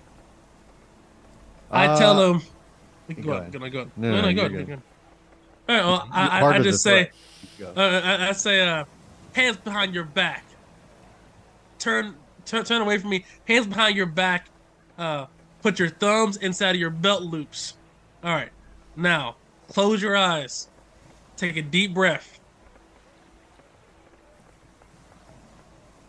Does he comply? He will. He'll turn around, but as he turns, he's like, "I don't have belt loops." Make them. I'm Jose's going to grab some chain here, a rope, whatever this is, and he's going to come and help. We'll get this guy bound up. I blindfold him. And yeah, he totally complies. He puts his hands behind his back at this point, seeing what the just absolute bloodbath that's at the top of this entranceway. And You aren't as he's stupid as you look, friend. he's just gonna look at you. What is it you want from us? We're just simple traders. How many more on this ship? Simple None? trader's my ass. He pulls out that vial that he tucked away. The hell is this? And what were you doing with my family sigil? But I don't know what you mean. There's just a lot of us on the ship. It's our captain wanted us to come here. He said something about some sort of artifact that was Mid-sentence, Jose's going to hit him in the gut. Just the classic uppercut. And he pukes up last night's beer as you do it. He's no, I'm not kidding. Captain just hired us to come here to take, I don't know, something that was supposedly stolen years ago from his family. what were your instructions then? You got the stuff, then what? We were supposed to go to the shrine and put him in the shrine. That's what the book said. I'm gonna go through the book as he says that. And as you start flipping through the book, you see it's the same sort of history book you had when you were a kid, sort of kind of coming through school, that talked about the history of the island and the 4 leaders that had come here. But there's things in it that are that weren't in your history book. You see sort of a beginning time prior to these elites landing in this island about some great evil who attempted to take over the tribes, the islands, in back when. And these four had taken their people as much as they could and left. But when they did, they stole items of great power to hopefully stop this evil from ascending into whatever it was he was trying to do. And so they left with these items. Then it's the history of the island, of them landing, seeing the waterfall, using whatever power that it was that they took to build this island, to make it what it is. That's where your typical history book would have ended. But at the end, there's again more about the trips back to get more people, to bring them here, to get this island to prosper.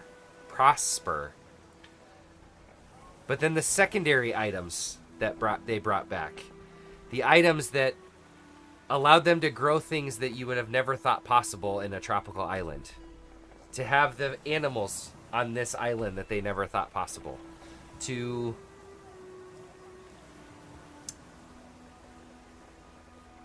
build things that you would have never thought possible. And then it has a hand-drawn picture of this shrine, this statue that they built with the emblems. And that's where the book ends.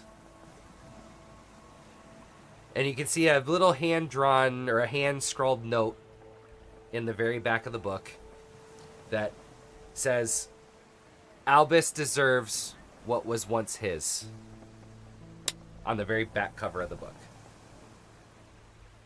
Sorry, Albanus.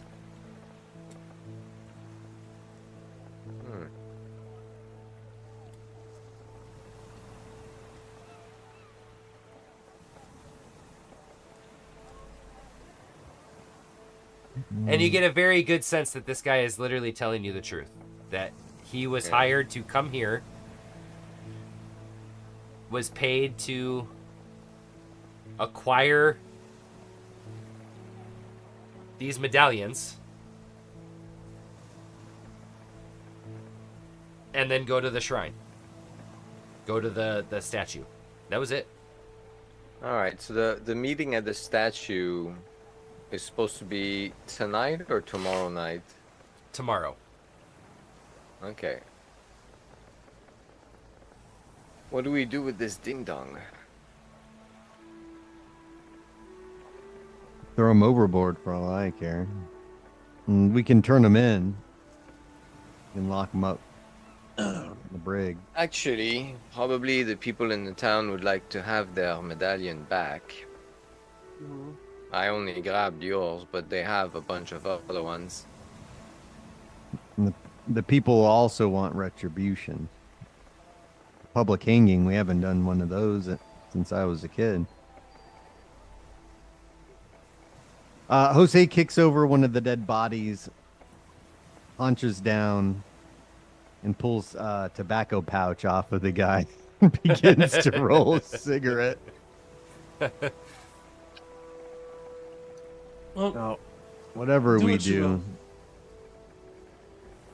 whatever we do, I want to get the hell off of this rig. I'm getting a little seasick. And you do. I assume I do. Does everybody follow? Yeah. Are you taking a prisoner with you back into town, or?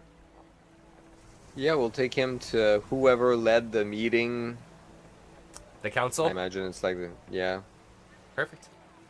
We've taken then- plenty of lives at this point. Yep. Do the right Perfect. thing, So- I guess. So you grab the chains, you kind of shackle his hands. You start walking yourself off the boat, start walking back down the gangplank into town.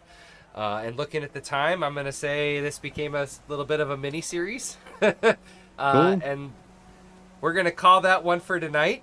I want to thank you guys. We'll do our little debrief after, but I want to thank you guys for being with me for my first foray into GMing a game.